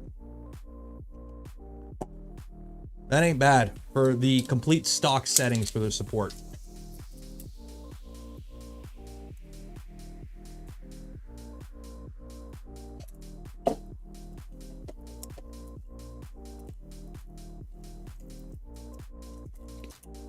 So yeah, if you're interested in getting a bamboo because you don't care about the printer, you just want to print, and you want to print like stuff like ABS or other material that you got to print, you know, enclosed. Machine works pretty dang good, I will say. The only downside you may run into is it's only 256, and realistically, you only have about 250 cube volume to work with, which isn't too bad. Like the Shin Guards, I had to split in half because even Tallboy wasn't tall enough. I needed like 390 to print them, so I split them in half and they printed on all my machines. Yeah,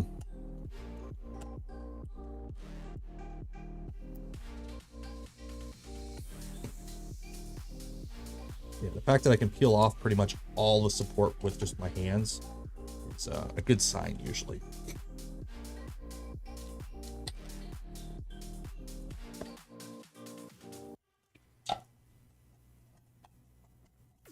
There you go.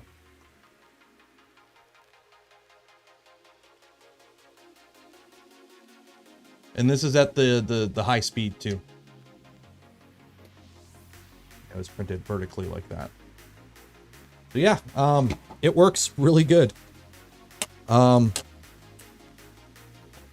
may still want to have a big machine for like the big stuff, but for like this kind of stuff, it actually works really good.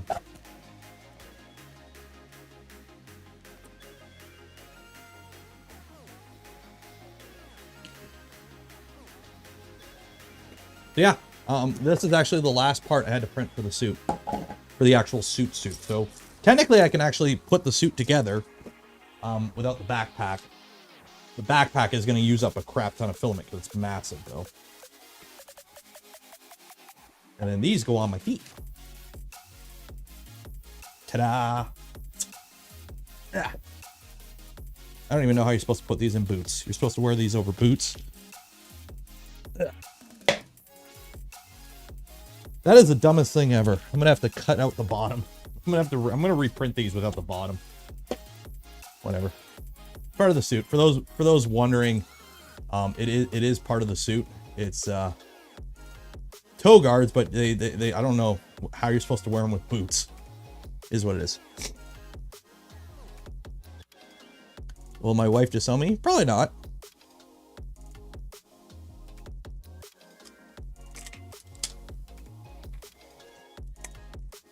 Can you hold your deburr up to the camera? Sure. I bought it on Amazon. It's just a, I don't know, AFA tooling deburring tool. You just type in deburring tool. These are super common. They're not anything special. Like, these are just a thing you can easily buy. Yeah, if the boot had a heel. Yeah, I think it's meant for boots with a heel. Okay, let's do some acetone welding. Does that fit together perfectly? It does. Okay.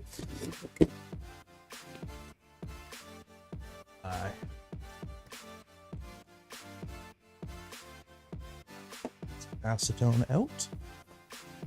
Get some gloves. So this is why one of the reasons I wanted to print everything in ABS. There were a couple reasons. One, ABS sands a lot better than PLA. It's got a little bit more flex to it. So you're less likely to, like, if you sit down or move in a funky way, you're less likely to snap it. You'll just kind of bend it. So ABS you can bend, PLA will snap. You can sand it easier. And two, if I leave this in my car on a hot day, it won't melt on me. But one of the biggest things is you can acetone weld it. So yeah, with PLA, you can use something like 3D glue and glue it together. But ABS, you just put a little bit of acetone, and even ASA. This is ASA. You just put a little acetone on both sides of the joint. You put it together. You line it up in a couple seconds, and you leave it for 5 minutes, and it's welded together. Because it literally dissolves both a layer of the plastic on both sides, and it just forms together. So do this first. Get some gloves. Because this right here is acetone weld. So I've already done this part of the shin. This is the rear part. So this is already acetone welded, and it ain't coming apart. And it's just a little bit of acetone. So it's not like a 5-minute epoxy where you got to wait for it to harden or anything. You just give it 5 minutes, you're good to go. What do you use to glue together ABS and ASA? Acetone. Soldering iron. Yeah, you can do there's all kinds of stuff that you can do to adhere stuff.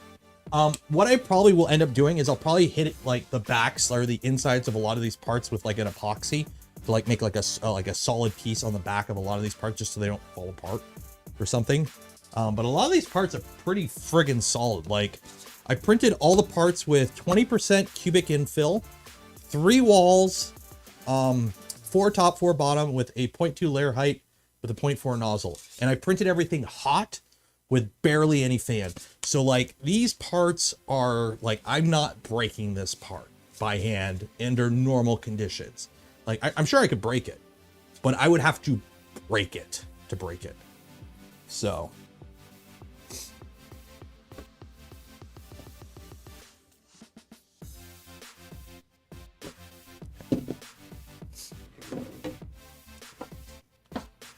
a dumb question. How does acetone smoothing affect layer bonding? Basically, if you want to vapor smooth something with ASA or vapor smooth something with acetone, usually what you do is you put it like in a little cup and you put it in a small container and you put like a lid over it. So the fumes basically dissolve the outer layer. It strengthens your part. It can also melt it a bit. So you got to be careful because for like accuracy, you may lose it, but you basically melt the outer layer and it all homogenizes into one. So have you tried friction stir welding parts? I have not. I know what it is. A 3D dueler pen. Yep, you can do that. I gotta blow my nose 1 second.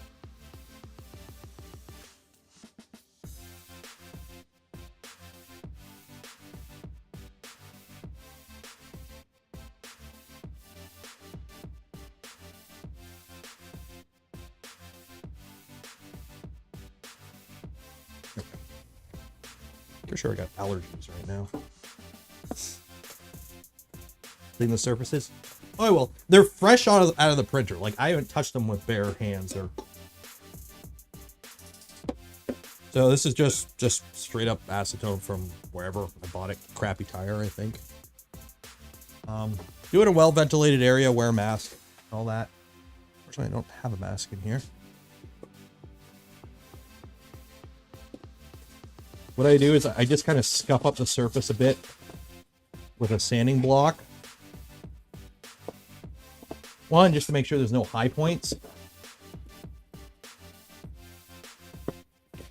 And just so the acetone has something to bite into.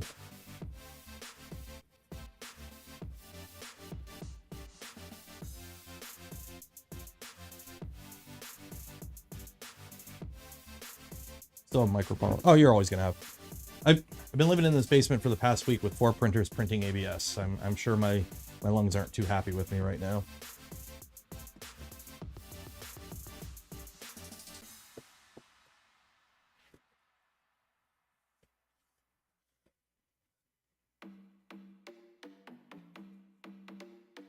Acetone is the same as old finger polish remover. They don't use it anymore, I don't think. I don't think modern fingernail polish removal is acetone anymore. If an AS part with minor layer separation with acetone vapor smoothing, it could fix it. It would basically dissolve it. So you could like brush it on, but it leaves like a finish. You'll see in a minute here. Okay, so before I start, yes, you should be, I'm wearing gloves. You should be wearing a mask. You should be doing this in a well-ventilated area. I do have a fan on the other side of the room, but the room's enclosed right now. I'm not vaporizing this. I'm not spraying it everywhere.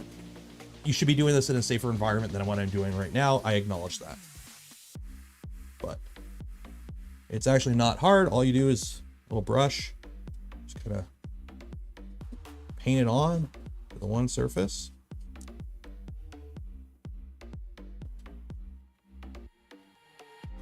Paint it on to the other surface. You don't want it like flooding it. You don't want it like running down the sides, but if you plan on painting and sanding it, it's not a huge deal, but you don't want to go crazy with it, but you do want it, you want to wet it, essentially.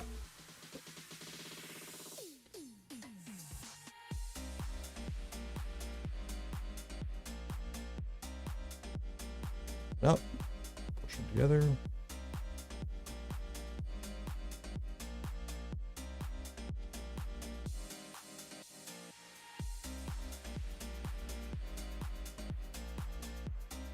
Then wait.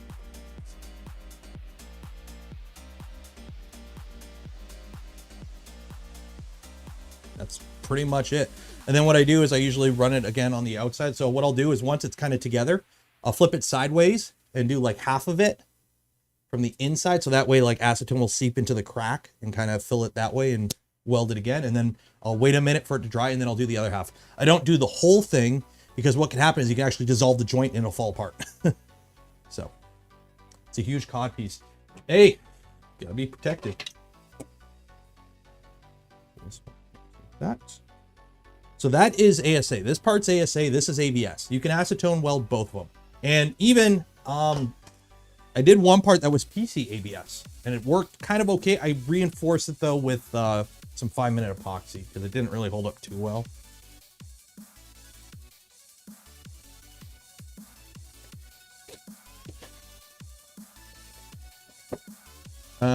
Cram from Potato Coffee. Cheers. $10. I don't have anything clever to say here.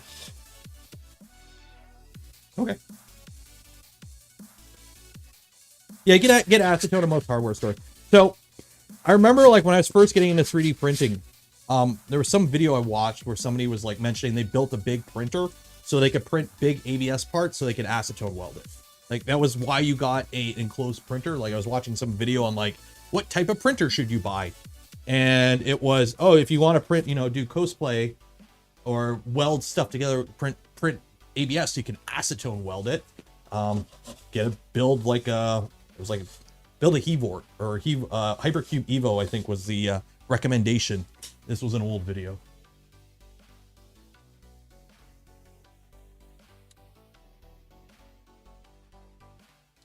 Yeah, the good old days for ABS. That's another thing. You make like, basically you dissolve scrap ABS in acetone to make like a slurry. You can use that for like gluing stuff together too. Like ABS parts together. So.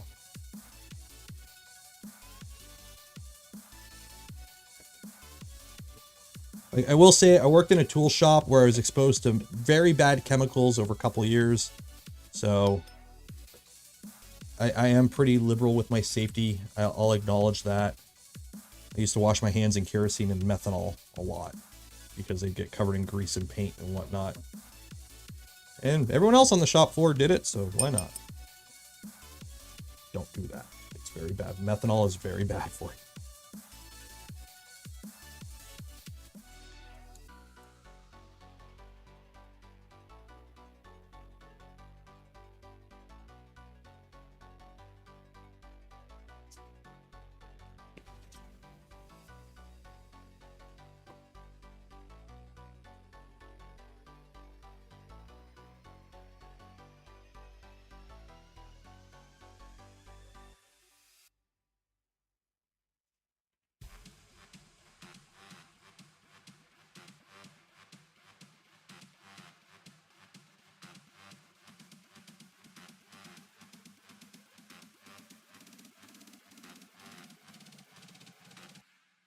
There we go.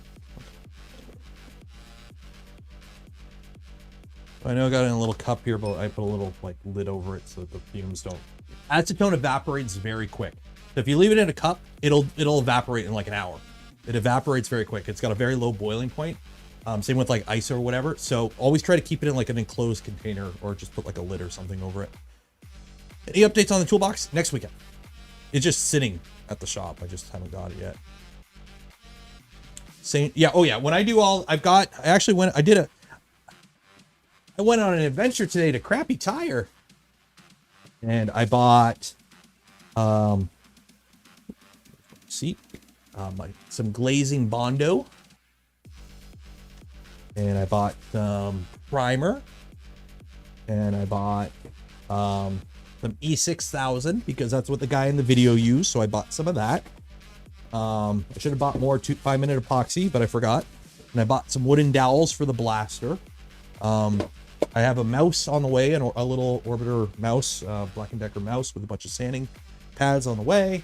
Got a jumpsuit on the way, an undersuit. So you didn't cosplay as a Warren Trident. How would I cosplay as a Trident? Well, I guess you can have a Trident. Oh. Yeah, so this guy's back in action. Let's load him up with some filament. Do I have filament for him? This is my problem now. I've got a bunch of spools that are like 100 grams of filament left on them. The IC 3D. This stuff printed very good, but the spool exploded right at the end. Like the end part that's supposed to like tuck in kind of came loose. So I got to like rewind the spool, but it worked fine until the end. But I've got like all these like spools of like 100 grams of filament on it or something that I need to like kill, like finish off. I'm waiting for this to have endless spool mode, basically.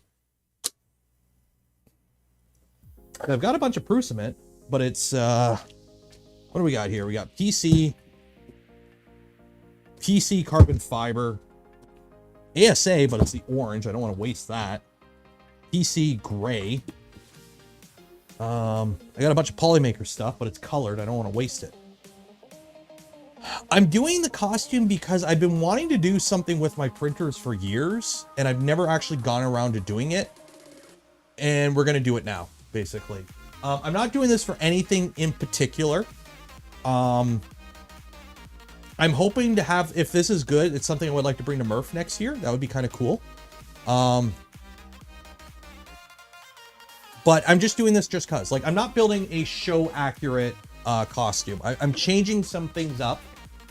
So for those that don't know, this armor that I'm using is, it's from Galactic Armory, and it is modeled after Paz Vizsla, which is like the big blue guy in the Mandalorian. So because of that, this armor has like dings in it that are like show accurate. I'm gonna fill these in.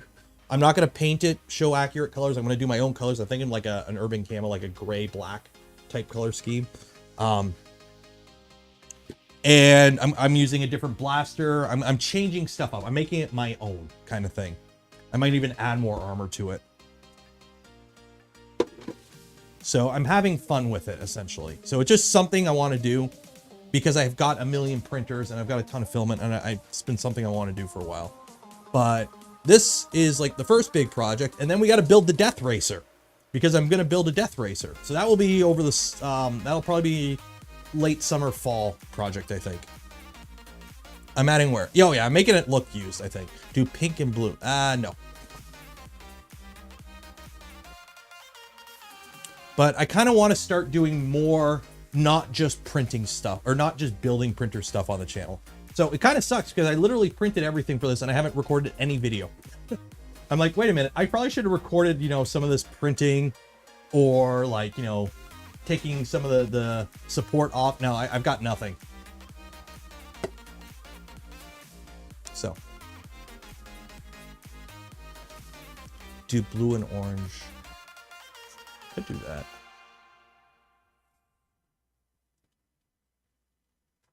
Can't wait to build the Death Racer. I'm looking forward to building the next year. I know a lot of people on the Voron team are building Death Racers. So what's my 250? I love the 250. I love the 250 Voron because this is my first V2. So it's got, you know, it's got, you know, it's my baby. But if you were building a Voron, like if you were like, what if you came out to me, Taylor, I want to build a V2. What size? Build a 300. It's a very good size for the V2 is a 300, I think. The 300XY, 280 on the Z. It's a very usable size. I've done most of the big parts on this. So. I'm going to add an ERCFA to the Trident. No, I've got the ERCFA on the switch wire. I don't really use it a lot. I'm not a multicolor printer person. I've done it on this because I'm testing it, but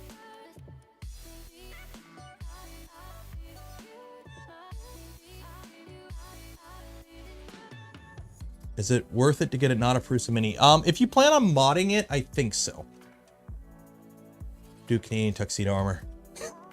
Cover the whole thing in jean. Just go hit the Value Village and just clear out all their jeans and just cover the whole thing in jeans.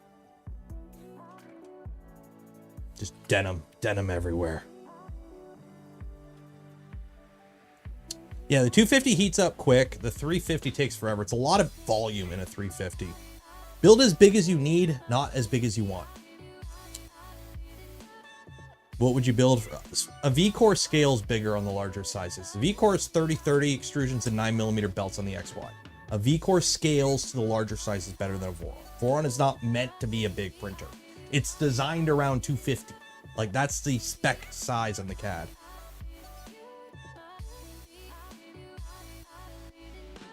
If you get a basic 3D printer and not modding it, you're in for a huge treat if you try.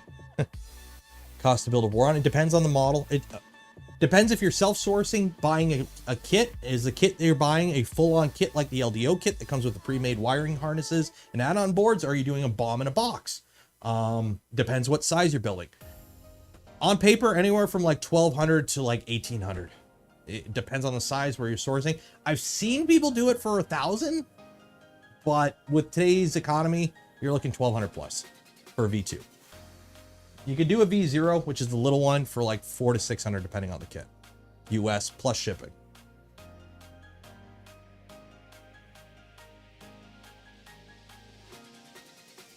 When building all your printers, here's the thing. I'm pretty sure I could build a Voron using stuff entirely sourced from Canadian suppliers. However, I'm going to be paying a massive markup on parts to a Canadian supplier that is getting their parts from China. So you might as well just go to AliExpress, because a lot of stuff that retails, I've seen people do it.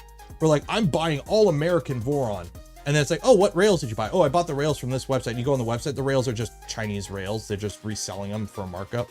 So you're paying somebody else for no real reason. It's working. Derek, thank you for the 5 gifted community members. And Rain Motorsports, thank you for becoming a member.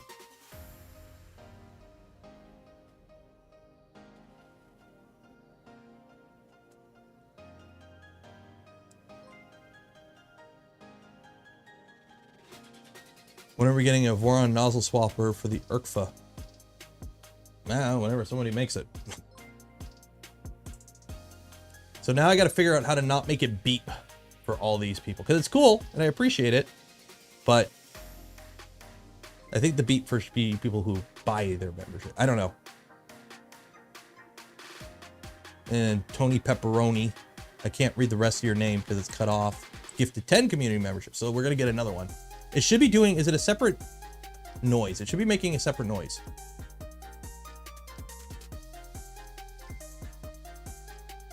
Okay, 1 second here.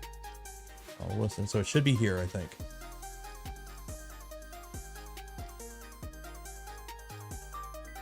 Yeah, there we go. Tony Pepperoni Cheese. Gifted 10 community memberships. There we go.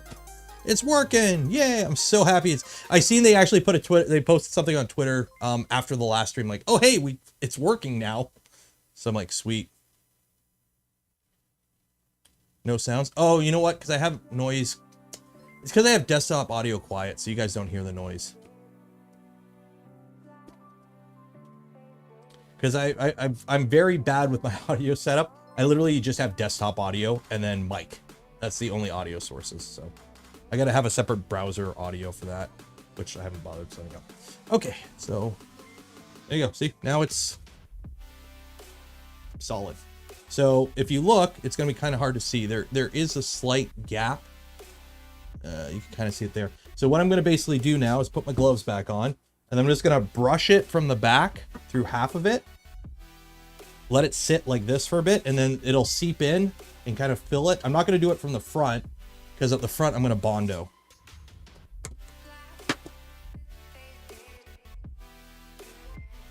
Yes. Yeah, the beeps are on my end because you guys, the desktop audio is at negative 33 decibels, so the music ain't too loud.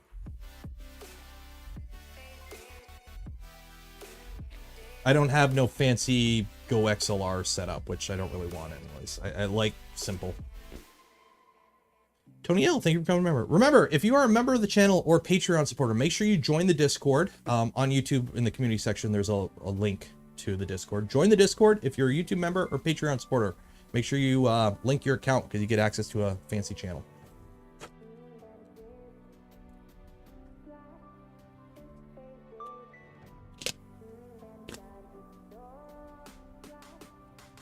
Oh, you can gift memberships too? Oh, they just added that then. It was gifted a membership. Wait, is it doing it again? Why is it doing that? Is it doing it again? What's going on?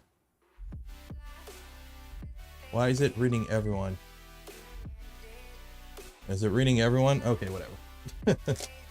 I'll let it do its thing.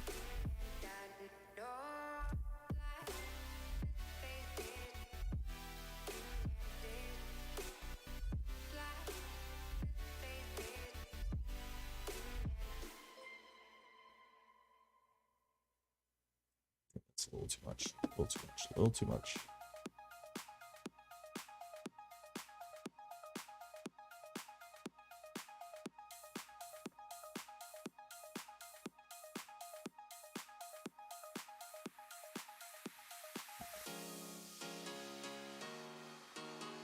So we'll run down the crack and like hopefully fill it up.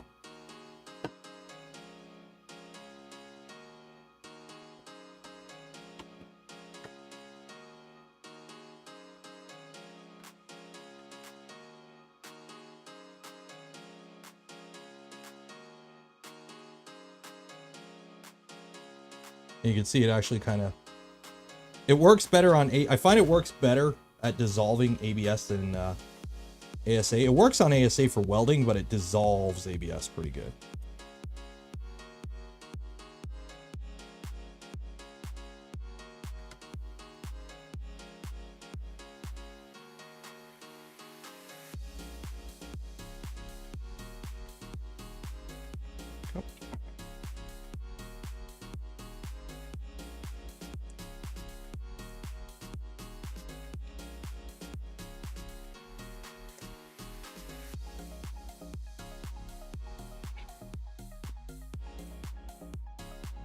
That's pretty much it. Now these parts are pretty much never going to come apart.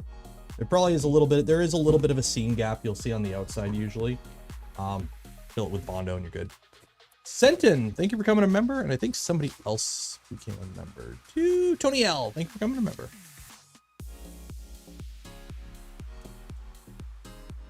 What are you guys buying at Home Depot? Make sure to wash your hands before grabbing your junk, even the gloves, and never take a risk. Always wash your hands after touching chemicals. Yeah, I did half at a time, but then I kind of said screw it. It's usually you only do half at a time if it's like really open. This was sealed pretty good. Plus I accidentally flooded it, so I said screw it. Go XLR is nice. Can either use something like voice meter. I have voice meter. I've been using this setup for like 2 years and I'm just too lazy at this point to fix it. But yeah, like this part right here, the back part I kind of had issues with because the parts warped quite a bit. So if you look at the back here, the middle is acetone welded, but then you got these huge gaps at the top and the bottom that I just kind of filled with some 5-minute epoxy and tape so that it, like I taped it so it wouldn't ooze through, and then I just filled it with 5-minute epoxy. So this is holding pretty solid, but I gotta fill it because it warped something mad, one of the parts, but good enough. It's the back piece. It's gonna be covered anyways by the backpack.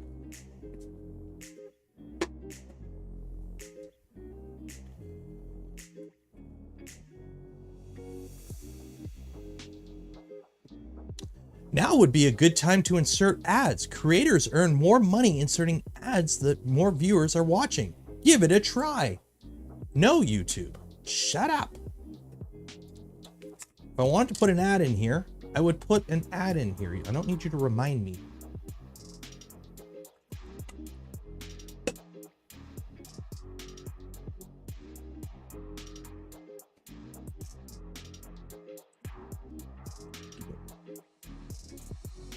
Here. But yeah, so don't forget, if you haven't entered for the draw for the Polymaker filament, link in the description. We're doing the draw at the end of the stream, probably around 11 o'clock. It's open worldwide. We do that every stream. We get somebody who wins a free spool of Polymaker. Can I suggest an ad? Creme at Cactato Coffee, where they make coffee that I have some, and it is very good coffee. Apparently, it wants to suggest an ad for $5. So I don't know what Creme at Cactato Coffee could be implying right now about an ad. You know, the person from Cactato Coffee. I'm not sure. Is it Cram or Crane? Crane? Cram? Crane? I don't know. Probably something about G Fuel. It's always G Fuel.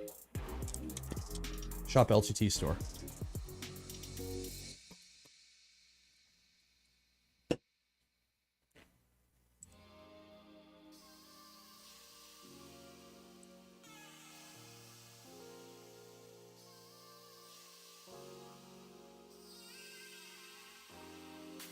Cream like Kramer with a, so yeah, Crane.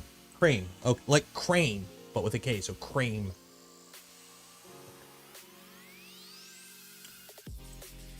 Speaking of, it's 10 o'clock. It's beer o'clock. I'll be back. I'm gonna go get a beer. There you go. While I'm gone, enjoy quality cables.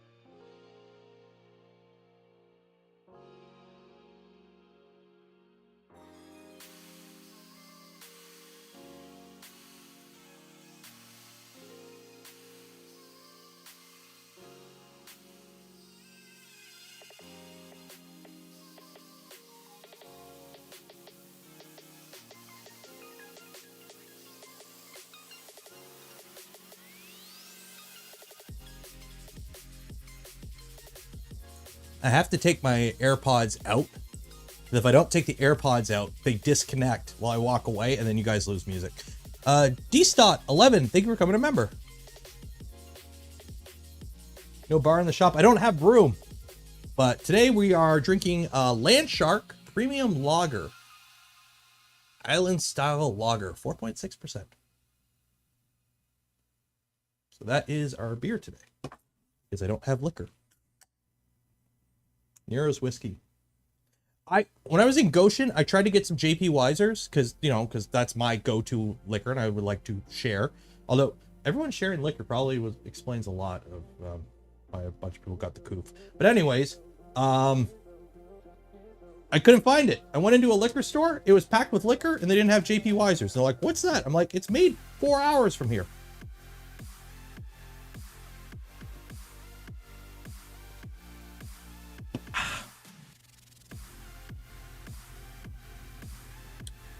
So let's get something printing. I need to put some filament in there. What are we gonna print? What should we print? I need to print a Revo mount. Where's the pink? Or no, the blue. Is this the same blue? Sparkle Sky Blue? Is that the same blue? I think that's the same blue. Yeah, we use Sparkle Sky Blue, I think, on the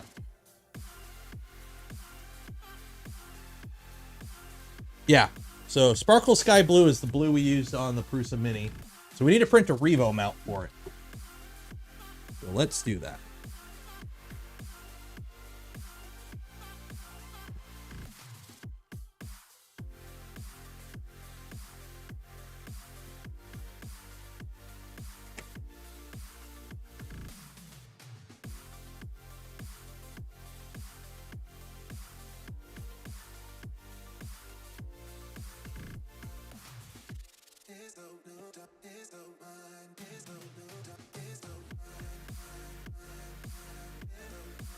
Mod a printer enclosure. Well, the problem with the refrigerator is you need a seal and a compressor and refrigerant. You can turn a printer frame probably into like a cooler relatively easy, but turning it into an actual refrigerator would be kind of a pain in the butt probably.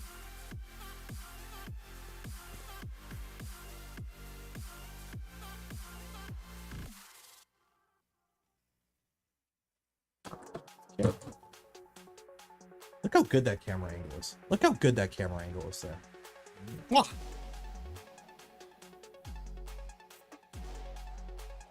Get your COVID test. Oh, no, I have it. So apparently on the rapid test, I'll test positive for like a week, like weeks. I'll test positive, but according to the government, I am no longer contagious. So, and I'm asymptomatic as well. So the rule is with the Canadian government, 5 days from initial exposure of somebody who has COVID. So if you come directly in contact with somebody who tests positive, 5 days from then, 5 days or 5 days from first symptoms, or 5 days from your first positive test, which was Monday morning.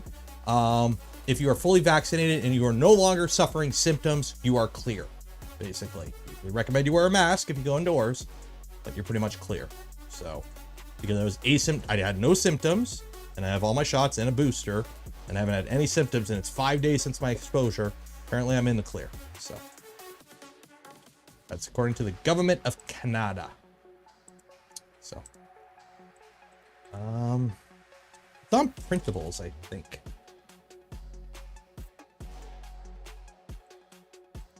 Revo? I think. Where's the Revo mount? E3D. Oh, you know it's probably on the E3D website. E3D. Oh.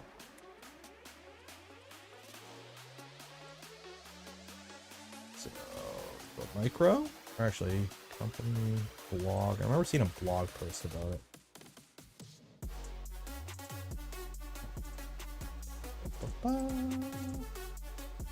Hey, that's me. Oh, here we go. I love their Revo mount. It's so like simple.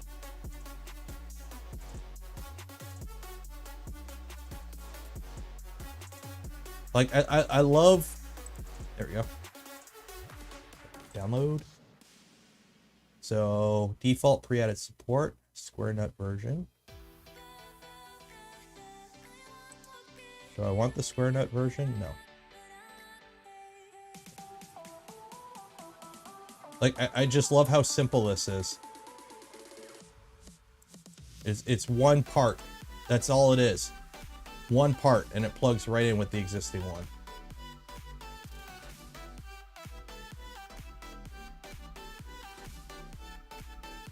So you need to print a beer tap shaped like a Revo. Ooh.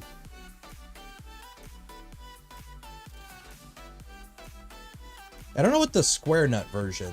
We'll print the default one because you know what? We'll print both, and if it's an issue, well, we'll figure it out. We'll print both. Worst comes to worst, we just don't use one, right?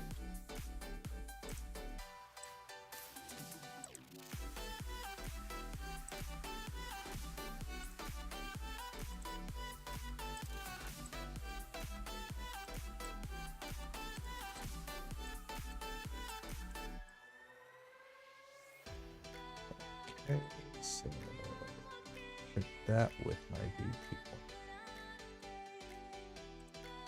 profile, that we're gonna print with a brim because there's actually very little layer adhesion there. There ain't a lot touching the ground there, so we're gonna print with a brim just to be safe.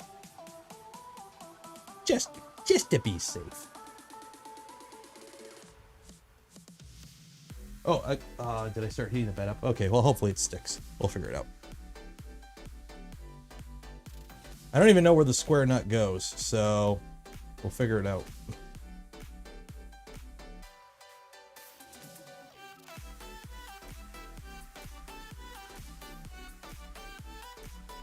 We'll figure it out. Should have made my month have a shot with you. Oh, were you at Murph? I'm sorry, like, honestly, there is stuff at Murph, like on Sunday while people were packing up, I was still finding stuff I missed. Like, I completely missed Luke's lab in the corner there. Like, I completely missed it. I just didn't, like, I don't know. So, I don't know. It's, I'm going to try and spend more time next year. Like, there are a whole bunch of people I didn't end up talking to. Oh, there's a second edition of this? Let's see. Bottles. Oh, there's an edition too. Okay, so what's the difference?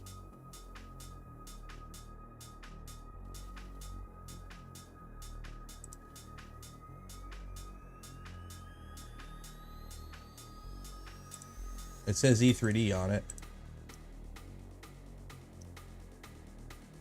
Oh, okay. So this one uses the original part cooling fan. Okay. So this uses the original part cooling fan. The part cooling fan that came with the kit is poo-poo. So we're going to use the first version because that uses the little 25 millimeter that comes with the Revo. This one is better than the one that came with the fan. So we're using the original one because I don't want to use the part cooling fan that came with the kit because it's poo-poo.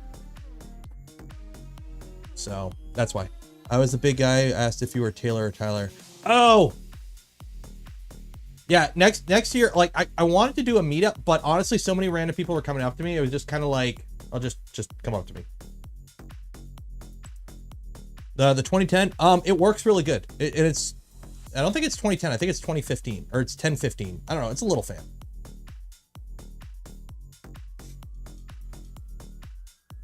Full of heathens.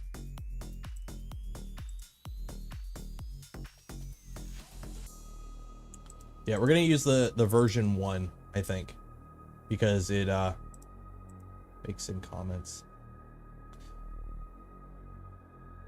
Yeah, we're using version 1.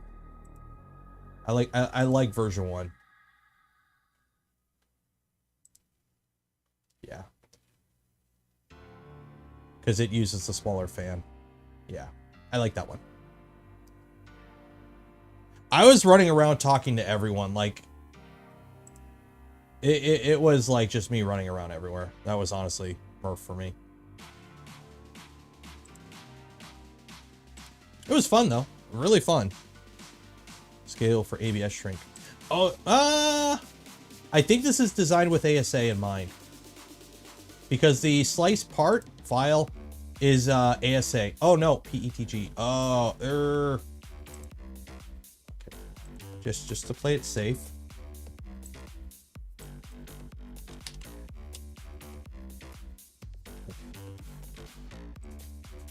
.5 is usually my go-to for scaling stuff from that isn't designed for ABS to ABS.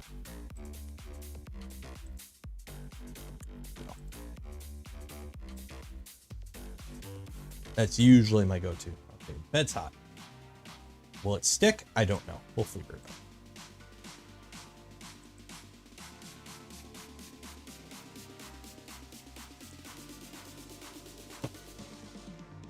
Actually, let me get a picture of this before I start printing, because oh wow, that screen is horrible.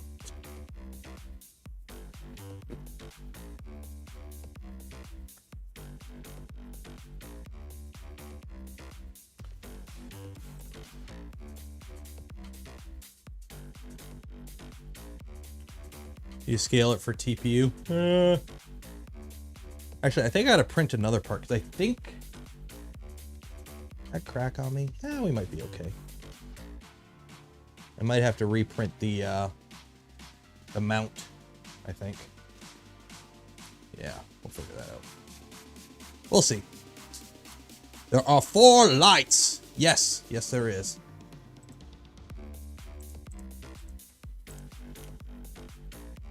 Actually, can I turn off? No, not that one.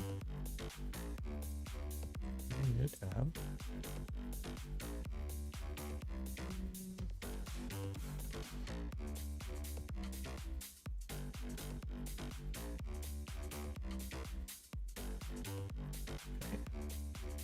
Boom.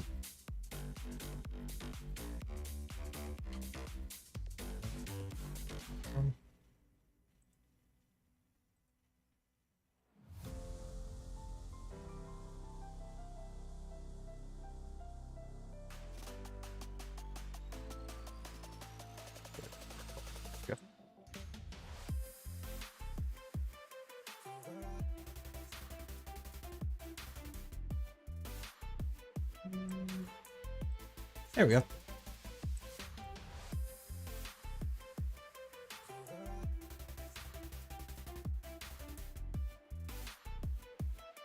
Now we can see if the print fails in real time with a massive delay. Holy shit.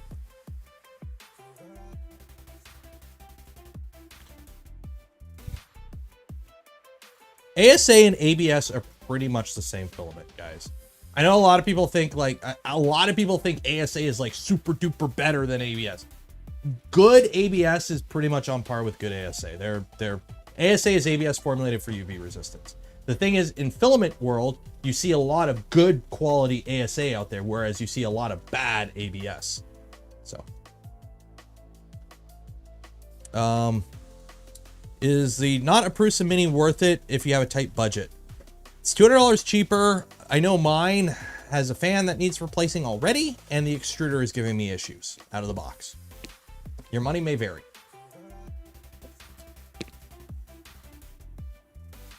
Get a shop. I'm trying to find a location to work out of. Believe me, there is none around me though.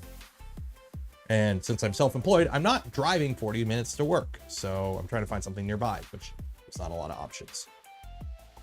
So this is one thigh, and this is now like ain't coming apart. So I'm pretty sure this is the other part, and that goes on like that.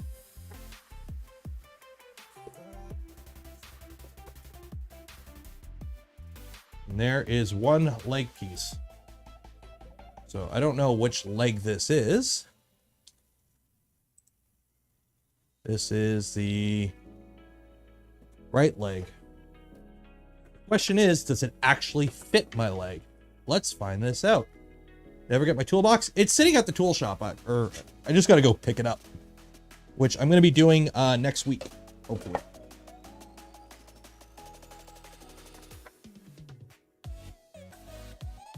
Oh, that fits fine. Oh yeah, that fits fine. Oh, that works perfectly. So what I'll do is I'll just put some bungee webbing so it can expand a little bit from like moving. and I'll just attach it with bungee webbing. That works perfectly. Well, it's not supposed to be like attached. What I've seen is you use like some sort of stretch webbing so that it can kind of like it sits wherever it needs to sit kind of thing. Yeah, you don't permanently attach these parts together. Otherwise, you're never getting your foot in there.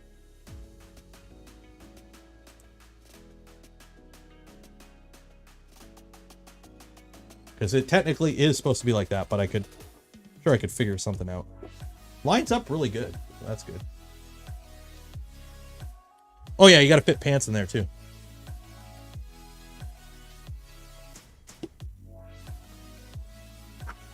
And then the other one. That's the thing with this armor. A lot of like the left and right legs are different. And I have the left leg is bigger. So what I was thinking is if it was annoying, what I was going to do is make both left legs. So instead of having separate legs, because the left leg is bigger, just make them both the same instead of having separate. Yeah, so there's like one leg, well, the other way around. And then there's also, I think these pieces. So this one, I don't know, this goes on like this. And then the other one has another piece. It goes on like this.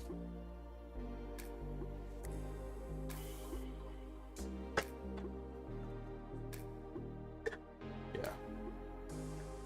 Or something like that. I don't know. Yeah, it goes like that, I think. I don't know. I'll make it work. Or maybe I have it backwards. I don't know. I'll make it work. This goes on. So yeah, so that... Yeah, actually that does. Looks like that. Yeah.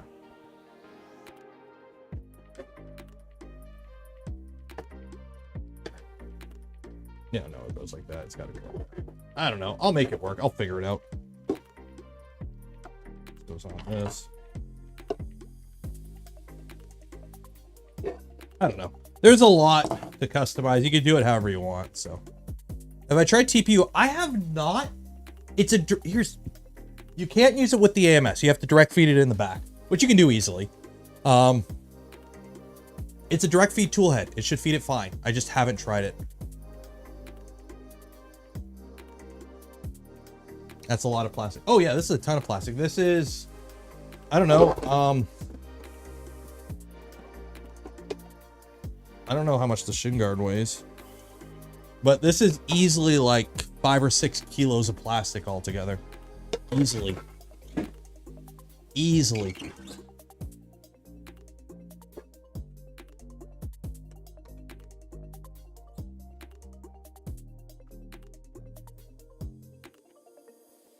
I don't want to break this. Like this right here is all the armor. Plus this. So this is the whole suit of armor minus the jetpack. And it's got some weight. I don't have a scale. And then this is the blaster that I printed for it. Oh, and we're not even counting these, which weigh 250 grams each.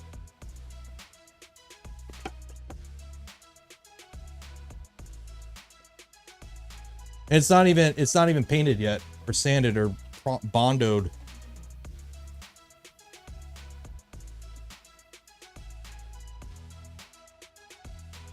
.2. No, I used a .4 nozzle at .2 layer height. I was actually tempted to put because two of the machines this was printed on were Revos. I was gonna do .8. I might use the .6 for the jetpack, because let's pull it up here. So pull up the 350. We'll use my modified profile for this, which is what I've been using, which is low infill. Mandalorian backpack, backpack base. So this is a 350 V2, by the way. So here's the backpack base.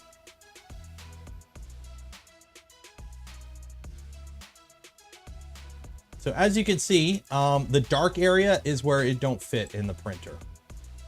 So I'm going to cut this part off here because if you look, it's supposed to have this chain gun mount to it. I'm not using the chain gun. I'm not printing the chain gun, the triple barrel blaster. James Miller gifted 5 community memberships. Cheers. Yeah, it's massive. So if you look at it, I'm not going to print this like ball thing here and like basically everything that goes up and then the chain gun. So it's just going to be the thrusters because I'm going to have a handheld blaster for it. So yeah, because I figure having a massive thing hanging off my back is going to suck.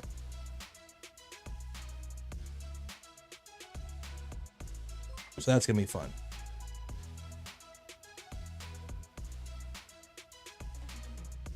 I gotta have a new update down here for gifted members. Right now we got newest member, latest donation, and newest sub. So I need to add one for. Can I add one for most gifted? I don't know. I'll have to take a look. Yeah, Super Slicer has dark mode. I just don't have it on. I don't think configuration. Load preferences. I think I have it in here.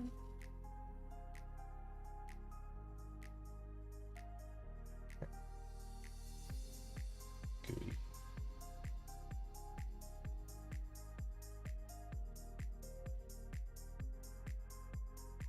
I don't know. But yeah, so this is gonna be fun. So I gotta remove this little nub in here. So I'm gonna have to like figure out how to cut that off, and then probably cut this into several pieces and print it in multiple pieces and glue it together. Got to update to 2.4. Oh, I'm running 2.3.57. Yeah.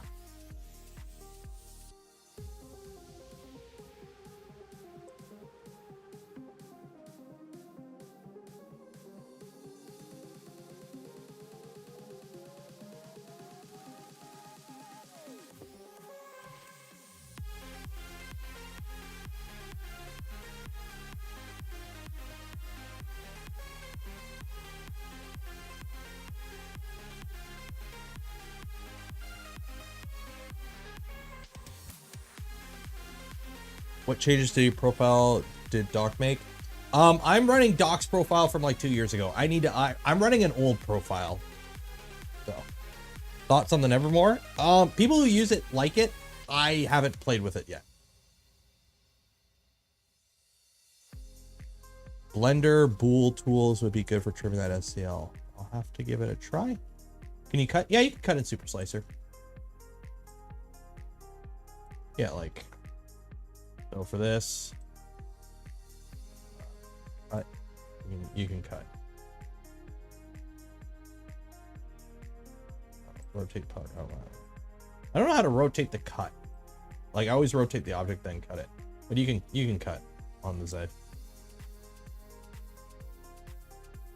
But yeah, so that's that, and then you have like the side rockets, thruster left. So that's that part, because you also have like, there's the left thruster, the right thruster, then the body. There's still a lot to print. So hey Polymaker, hi. So this is kind of a learning experience because this is the first time I've done any big like cosplay style printing. I've come to the conclusion you don't need a big printer. You need one big printer.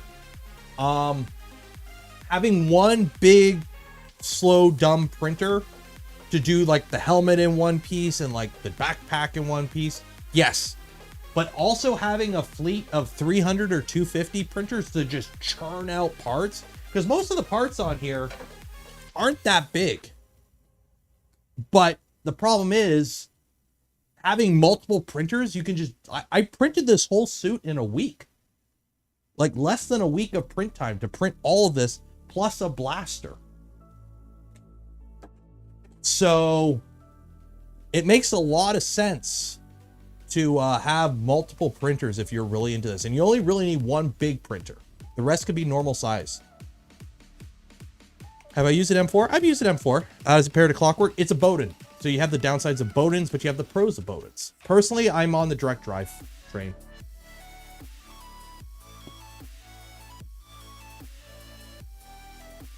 Is an IDEX tool changer 2.4? Well, that makes no sense. IDEX is one thing, tool changer is another. You don't do IDEX tool changer.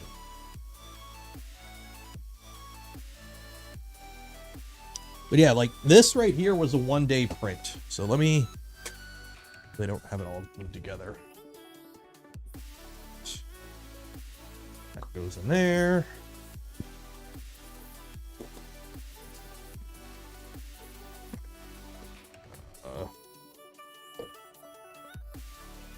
I haven't actually put this all together yet because I just bought this dowel. So I'm gonna cut the dowel. And as you can tell, we're done with content for the stream for tonight. So we're just killing time until I do the draw. So hope you're all having fun tonight. Hey, Jeff.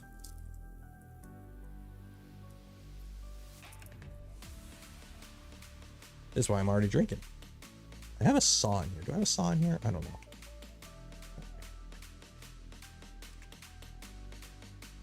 So this goes in here.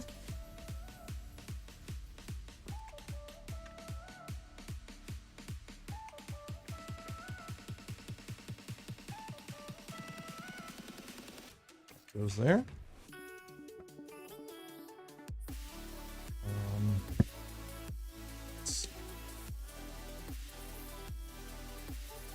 There.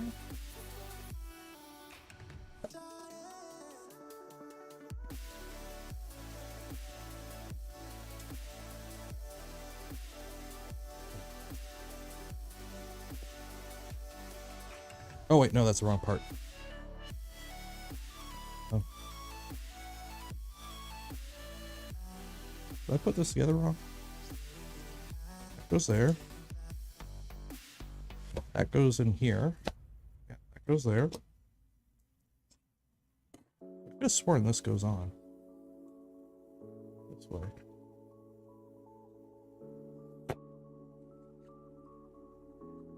Oh, it does. There we go. That goes on there. Big pointy stick. No me making gifts out of this, guys. Behave. That fit in the hole? I need to cut that.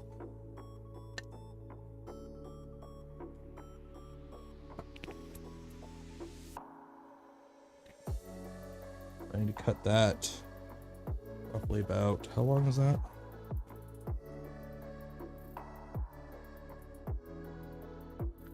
There. I need to cut that right out. There. Okay. Do I have a thing to cut this? I don't know. Do I have a thing to cut this in here? We do wood shop in here? Are we doing wood shop today? We are.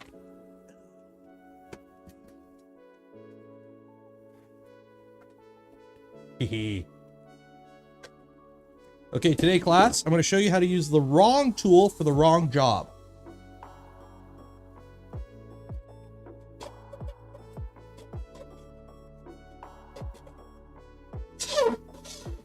Use a wood saw, not a hacksaw for this.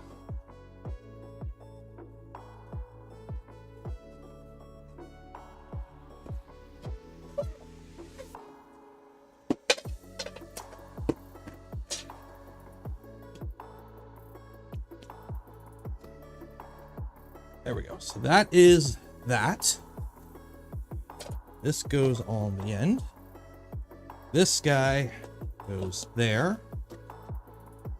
It's supposed to be little dowels that hold it, but I'm not going to bother. And then this goes there. So the advantage of having multiple printers is this was printed on 4 printers in one day. So yeah, multiple printers make stuff so much quicker because you can just run off 2 parts on each machine and be done in a day. Instead of having to print 2 parts on one printer a day. Oh no, 1 part failed. Do the whole thing over again. Just churn them out on multiple printers. Easy peasy. Lemon squeezy.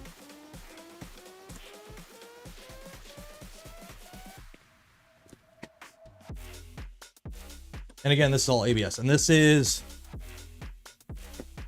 heavy. Plastic this is. I know it's a lot. Okay. So this is 760 grams plus 317. So it's like 1.2 kilo. What? 1.2 kilo? 760. Yeah, 1.2 kilos roughly. Plus there's a few parts not on it. So 1.2 kilos of filament. So you can do this in a little over a spool. I'm gonna paint it. Yeah, I'm gonna finish it all. I got the Bondo filler. I gotta sand it all. I'm gonna prime it all, paint it all. Do it. I'm gonna try and actually do this properly. I don't have the magazine in it, so yeah.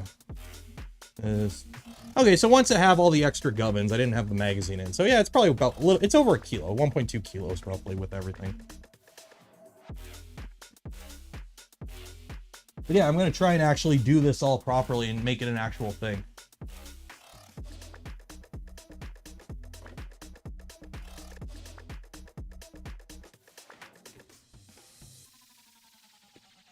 Could you fit a big printer in the back corner? Over here? No. That area, if you look, that desk right there is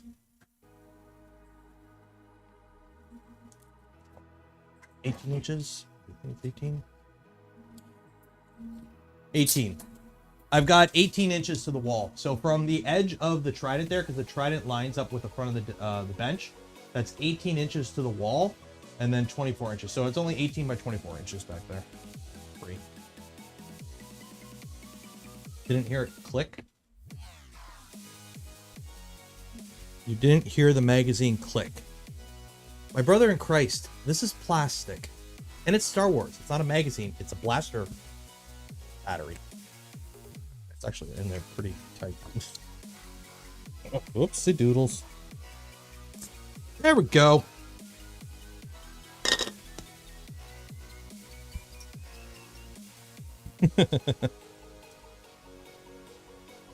Well, at least you don't have to worry about that coming out. Yeah, so.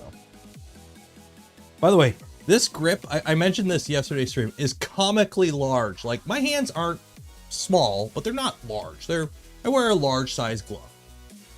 I can't even reach the trigger.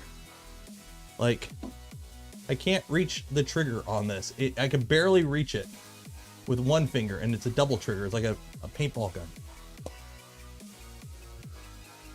So, yeah. And then the barrel is actually resin. I printed on the resin because it's circular, so it's easy to do on a resin. Well, I can't call this the G word on YouTube. I have to call it a blaster. If I call it the G word, I get demonetized in a video. I think streaming is okay because streaming doesn't have the same regulations for the spoken content. So,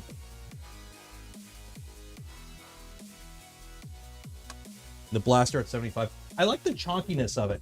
I think the chonkiness will go good with the armor.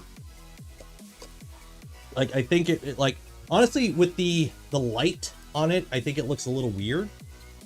I'm tempted to not put the light on it and just go like this. And then I'm actually kind of tempted to redo the butt part here, the stock, and make it longer. Like, have like a piece in the middle. So that way I can actually shoulder it. Because right now, I think I need like that much. And then it's actually like a rifle. Because, you know, I like practical stuff in my imaginary Star Wars universe. But then again, stormtroopers don't use the shoulder stock. Because, you know, having the shoulder thing that goes up goes against the Empire's rules.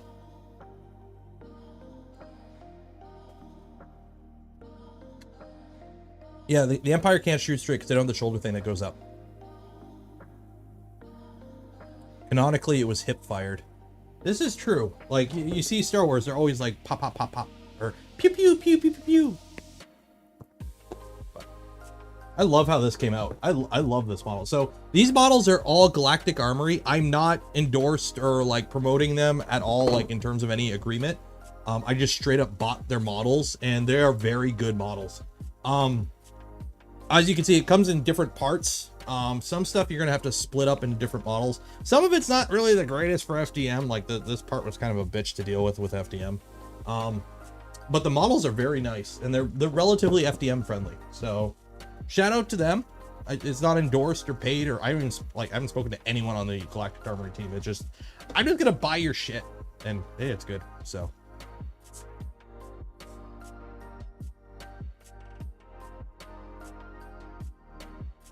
what am I drinking? I'm drinking Landshark Premium Lager, Island Style Lager.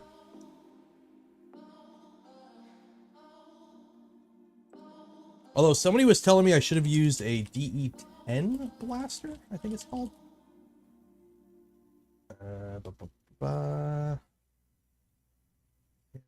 Not Thingiverse. Cults, I think, had the better model.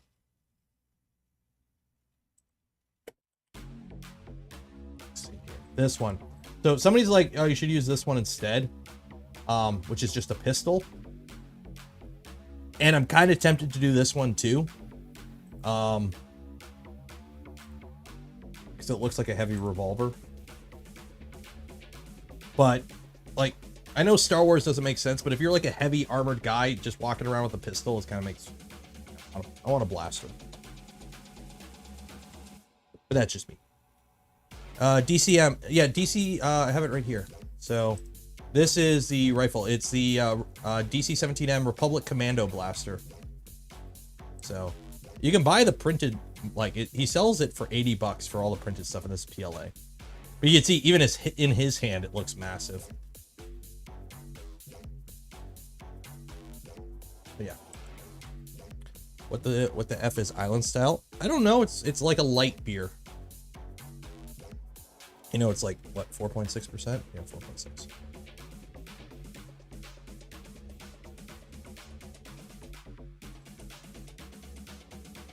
You had a bottle of Wisers? Oh, then you need a holster. Well, that too, I would need a holster. I'm tempted to do like, I'm tempted to steal the Mando shoulder or the hip armor, because I don't have hip armor on this. Think you could FDM 3D print a gun? You maybe say the G word. No, you could FDM RL pew pews relatively easily. Go on Twitter, follow 3D Print General, and is it Print and Shoot? Or print in something, print and what's the other guy? Print in, there's 3D Print General, this guy here, and then there's another guy who does the 3D print pew pew. I can't remember his name. Print Shoot Repeat. Yeah, Print Shoot Repeat. So if you are in a country where you are legally able to do this stuff, these are some people that you can follow that do that stuff. I live in a country where I'm not allowed to do it, so I don't partake in the FDM pew pew. I would love to, but I follow my country's laws because I like not being in jail. So is what it is. If you would like to partake in stuff that is legal in your country, go for it. I don't care.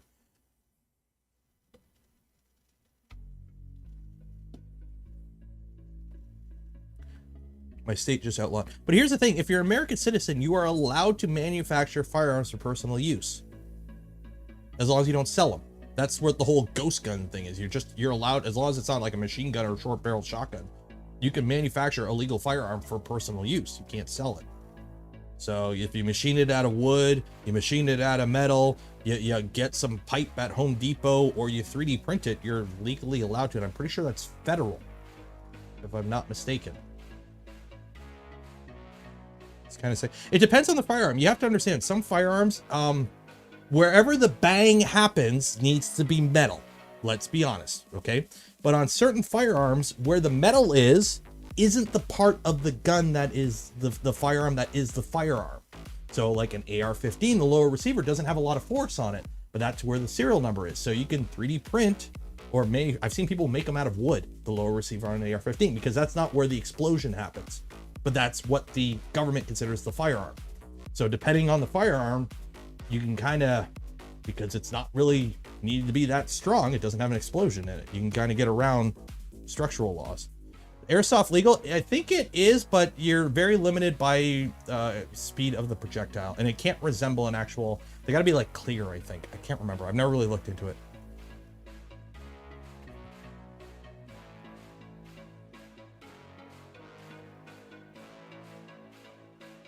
I guess it depends. Okay, I guess there are some state laws against. I'm not American, so I don't know all the rules.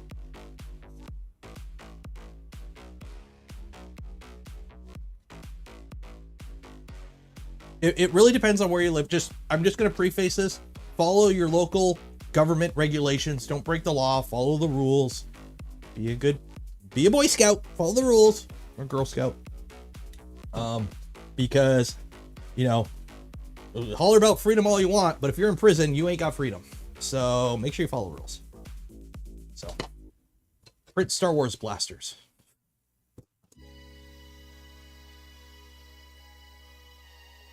Is it an 80% lower if you use 79% infill? Ah, that's actually a good one. That's a good one.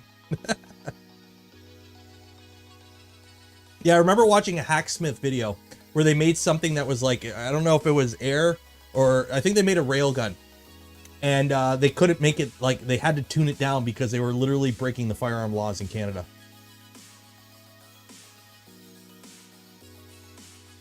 Or they would have if they let it go out at full tilt. Oh my god, that chain is so much better than the original one. I don't have to Google it. Everything is illegal in my state. California, right? I love how I have some firearm rules that are like less lax in California. I don't know. I don't want to get political. Personally, I think it's fine. I think there's other issues at, you know, what's the Onion article every time it happens? We've tried everything and nothing is stopping this from the only country in the world where, or what, I can't remember what the Onion article, that every time there's a an event that happens, I really don't want to get political right now, but what's the Onion article? You know what I'm talking about. Every time that happens. So there's other things than piece of metal going fast at play. Cultural stuff. But anyways, Star Wars. I'm looking forward. I'm going to start bondoing it and sanding it tomorrow, I think. So, no way to prevent this, says only nation where this regularly happens. I'm not a fan of the Australian way of just kind of all gone, but it's kind of like, if you can't play nice, you lose your toys. Start playing nice before you lose your toys.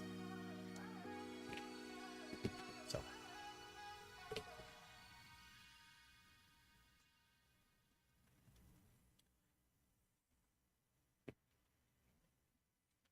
I don't know. I'm not going to get political into it. You know, I've kind of already did. Hey, the parts are printing pretty good, and they haven't fallen off the bed, so we're good there. And it's bridging pretty good, so we're good. I love how YouTube's making me approve the comment that has America and then a bunch of flexing arms. Is that flexing arms? What is that? I'm hoping that's a flexing arm. It's doors.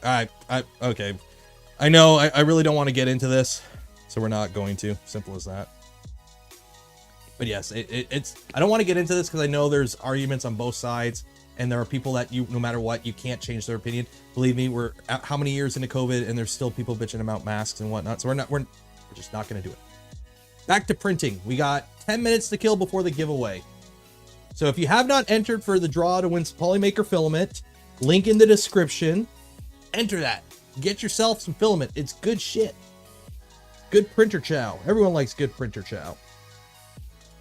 Are you going to use any of the punish prop method for your prop? I need to start watching that stuff. Let me pull them up here. I've been following, is he, Off Earth 3D. So Daryl, he recently did a really bitching ODST armor set. And I said hi to him at Murph there. I wish I talked to him more.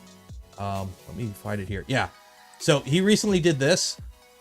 And I've been following him on Twitter for like, I think over a year now. So people like him are the reason I'm doing this now, because I follow too many people that do cool shit with props and whatnot with 3D printers, and I've not been doing it. So now I have to do it. But yeah, I love his ODST set here. Because that just, it looks proper. Like, one of the things that I nitpick, like I know I can't really, I have no right to critique, but when people make armor and it doesn't sit right on them, like it's not scaled correctly to their body, and it looks kind of like kids' Halloween costume. And then when you see it done right, and it like, hey, this actually looks like it's properly designed for a human, and it looks good, and I'm like, okay. So yeah, I've been following him for a bit. One of these days, print a block. I got to do print a block. I have the print a blocks. We'll do them one day. Ronald, let's switch from politics to religion. No, we ain't going down that path. All effects sensor built into M4 extruder should be a thing. Why? Going to a con? No, I'm just doing it because I want to. I think Windsor, I live in Windsor, Ontario, for those that don't know. We have a Comic-Con. I'm not going to drive to Toronto Comic-Con. I'm just doing it because I want to do it. Plus, I might bring it to Murph next year.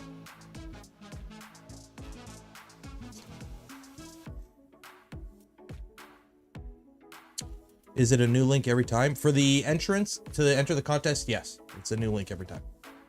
So, link in the description. Go enter.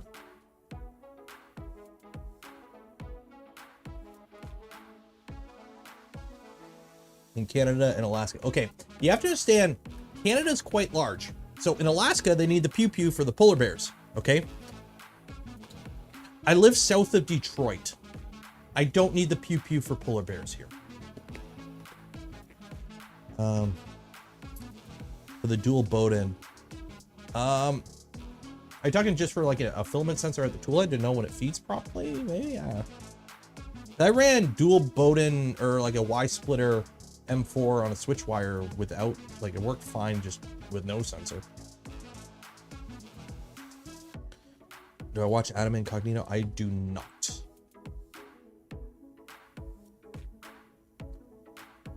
Dry instructions, 120C for 4 hours for the PI. I'll set my oven for that. Halloween with the kid? Maybe. I don't, I just want to do something. I want to do something. And I started this before I found out about Death Racers. So we're doing the Death Racer prints after this. The 3D community, I'm really looking forward to it. It's actually a really clever setup, how it does 4 color changes with 0 modification to your firmware. It's all slicer controlled. What printer do I have that can reach 370 for PI? Whatever one is small enough to put in my oven. No, we're gonna have fun. We're gonna figure it out. I'm gonna pull out Toasty Boy and we're gonna see what we can do to kind of jury rig it to get warm.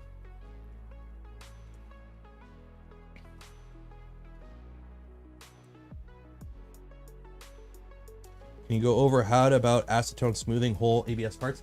Okay, so acetone smoothing, you could always just paintbrush it on and let it dry. But the problem is then you get streaks.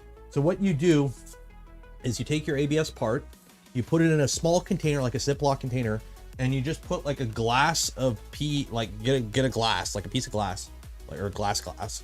You fill it with acetone, and then you put that in the thing, or you soak a rag, or is it you soak a rag in acetone and you put it in the container, and basically the fumes in the container just dissolve the outside layer of the plastic, essentially. There's plenty of videos on it already, I believe. What's a Death Racer? It's a little tank with a javelin, and you basically try to knock people's heads off. It was at Murph. Sam Prentice. Let me pull it up here. Okay. So this was his thing at Murph this year. This is Joel's.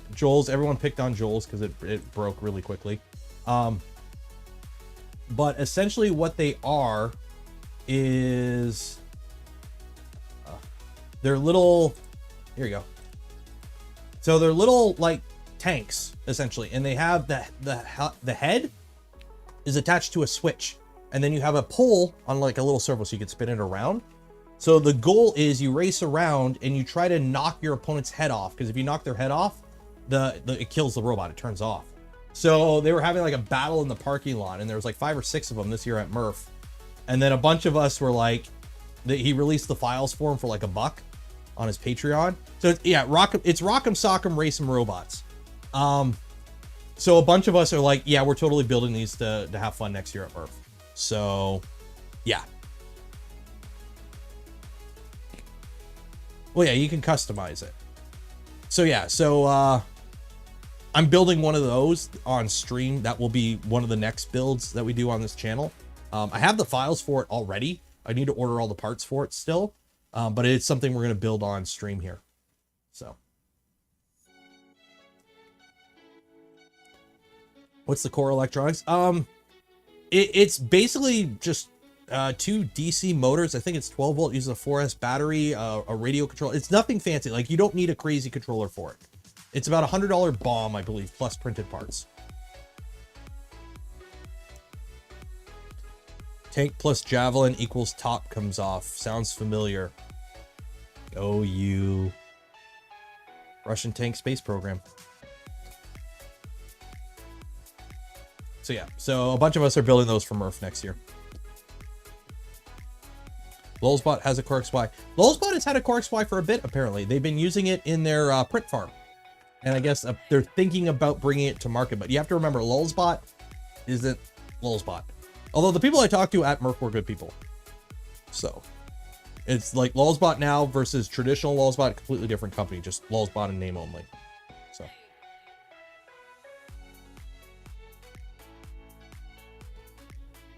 Okay, 4 minutes. If you have not entered the draw, you have 4 minutes to enter. This will be the first, this is the first time, okay, I got this one running, but this is the first time in a while that these printers are quiet. Holy shit. Bomb. Bill of materials. I don't know what you're talking about. K. Myers slip. Myers slip? Myers slip.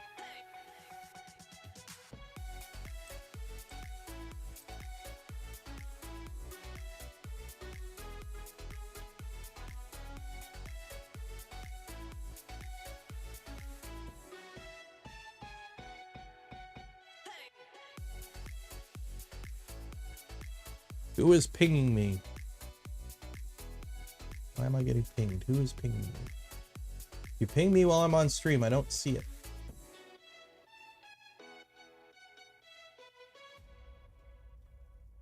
Oh. Okay, does Lulzbot? Old Lulzbot, apparently, I'm trying to remember. Don't quote me, but I think they like went under and then they like sold their assets and named to another company that moved them. And then nobody followed, I think. Yeah, oh, Adam Incognito. Yeah, oh yeah, I've seen him like go undercover. But like, let's be honest. Adam Savage basically rocks up in a full 1-to-1 complete replica of anything. He has that ability to do that. He's Adam Savage. He rocks up in like an Iron Man Mark 1 and it's like, oh. So basically you go to these cons and you just look for whoever has the best replica that you can't see their face and they're like, oh, that's Adam Savage.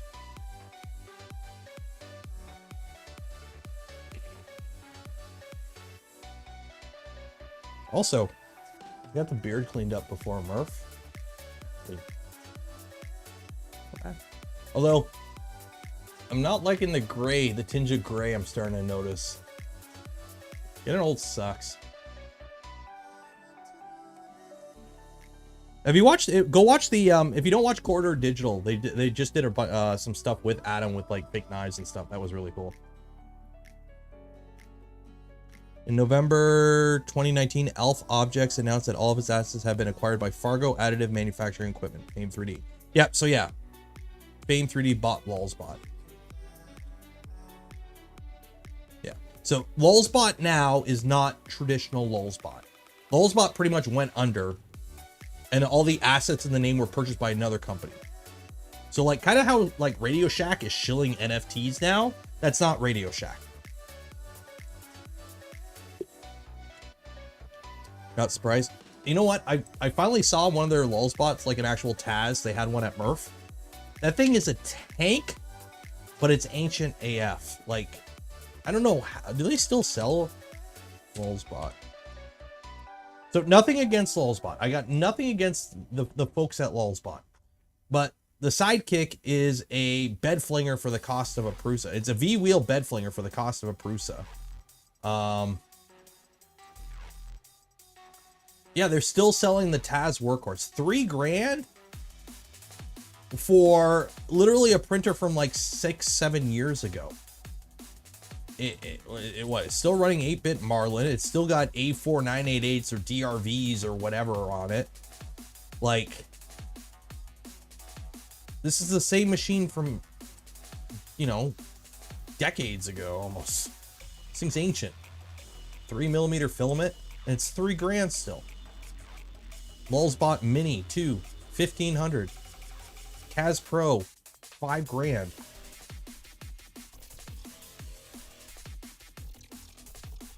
Tasmania is a workhorse. The reflective extruder alone is $350. Jeez.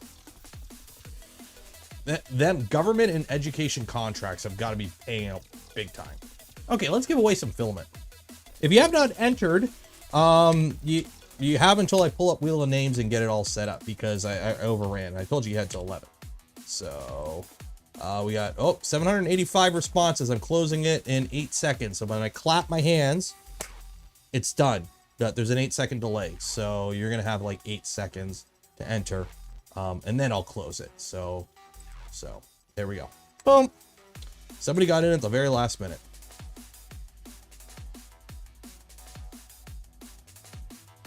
What make is the whale? It's a Nova 3D. It's like some random brand, but it works fine.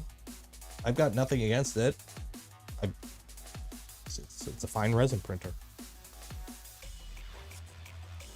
So we got like 700 something entrants, but I don't see 700 something likes on the video. I'm not good at with math, but something ain't right there. Copy. I'm gonna eventually have to stop using Google Forms for this, because like there's like we're getting like almost 1,000 entrants for these draws.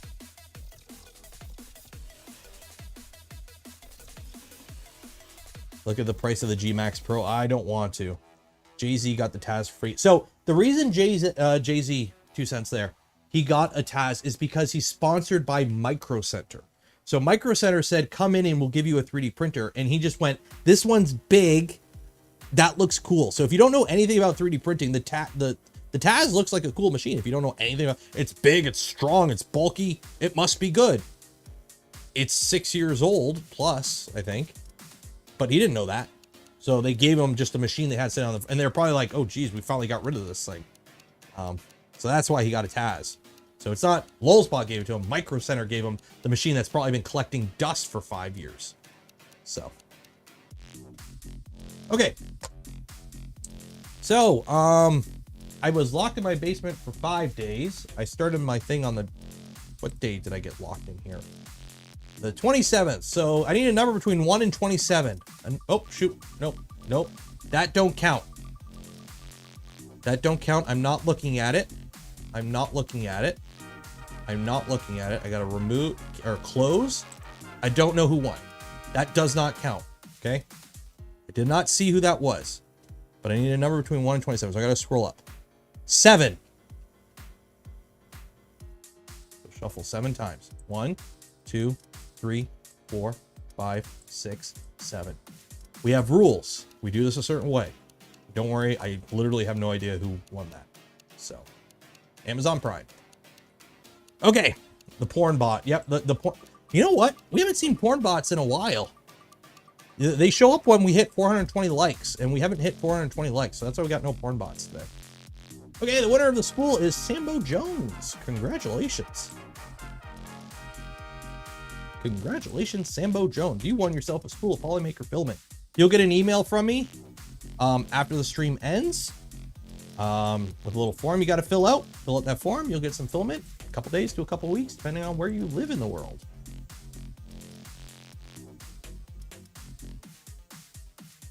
So okay, that's closed. There we go. So congratulations. Everyone clap in chat. Everyone clap. How's that printing? That's actually printing really good.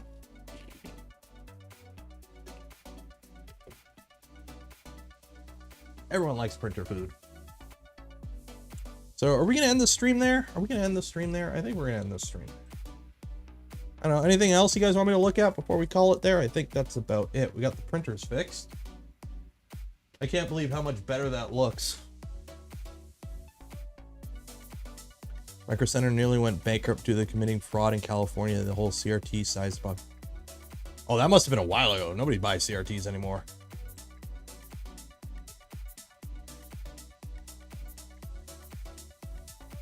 Ooh. Yeah, I think we're going to call it there. Okay, so no doggo. We had doggo earlier. You missed the doggo. So yeah, so we're going to call the stream there. So first off, want to give a shout out to Polymaker for sponsoring the giveaway of the filament. We do that every stream. So make sure you're subscribed to the channel and ring that bell so you don't miss out on future streams. Yeah, YouTuber talk. If you want to get some cool Only Benchies merch, like this Only Benchies hat, there should be a link in the description or ! merch in chat. The bot should be working. Give you a link.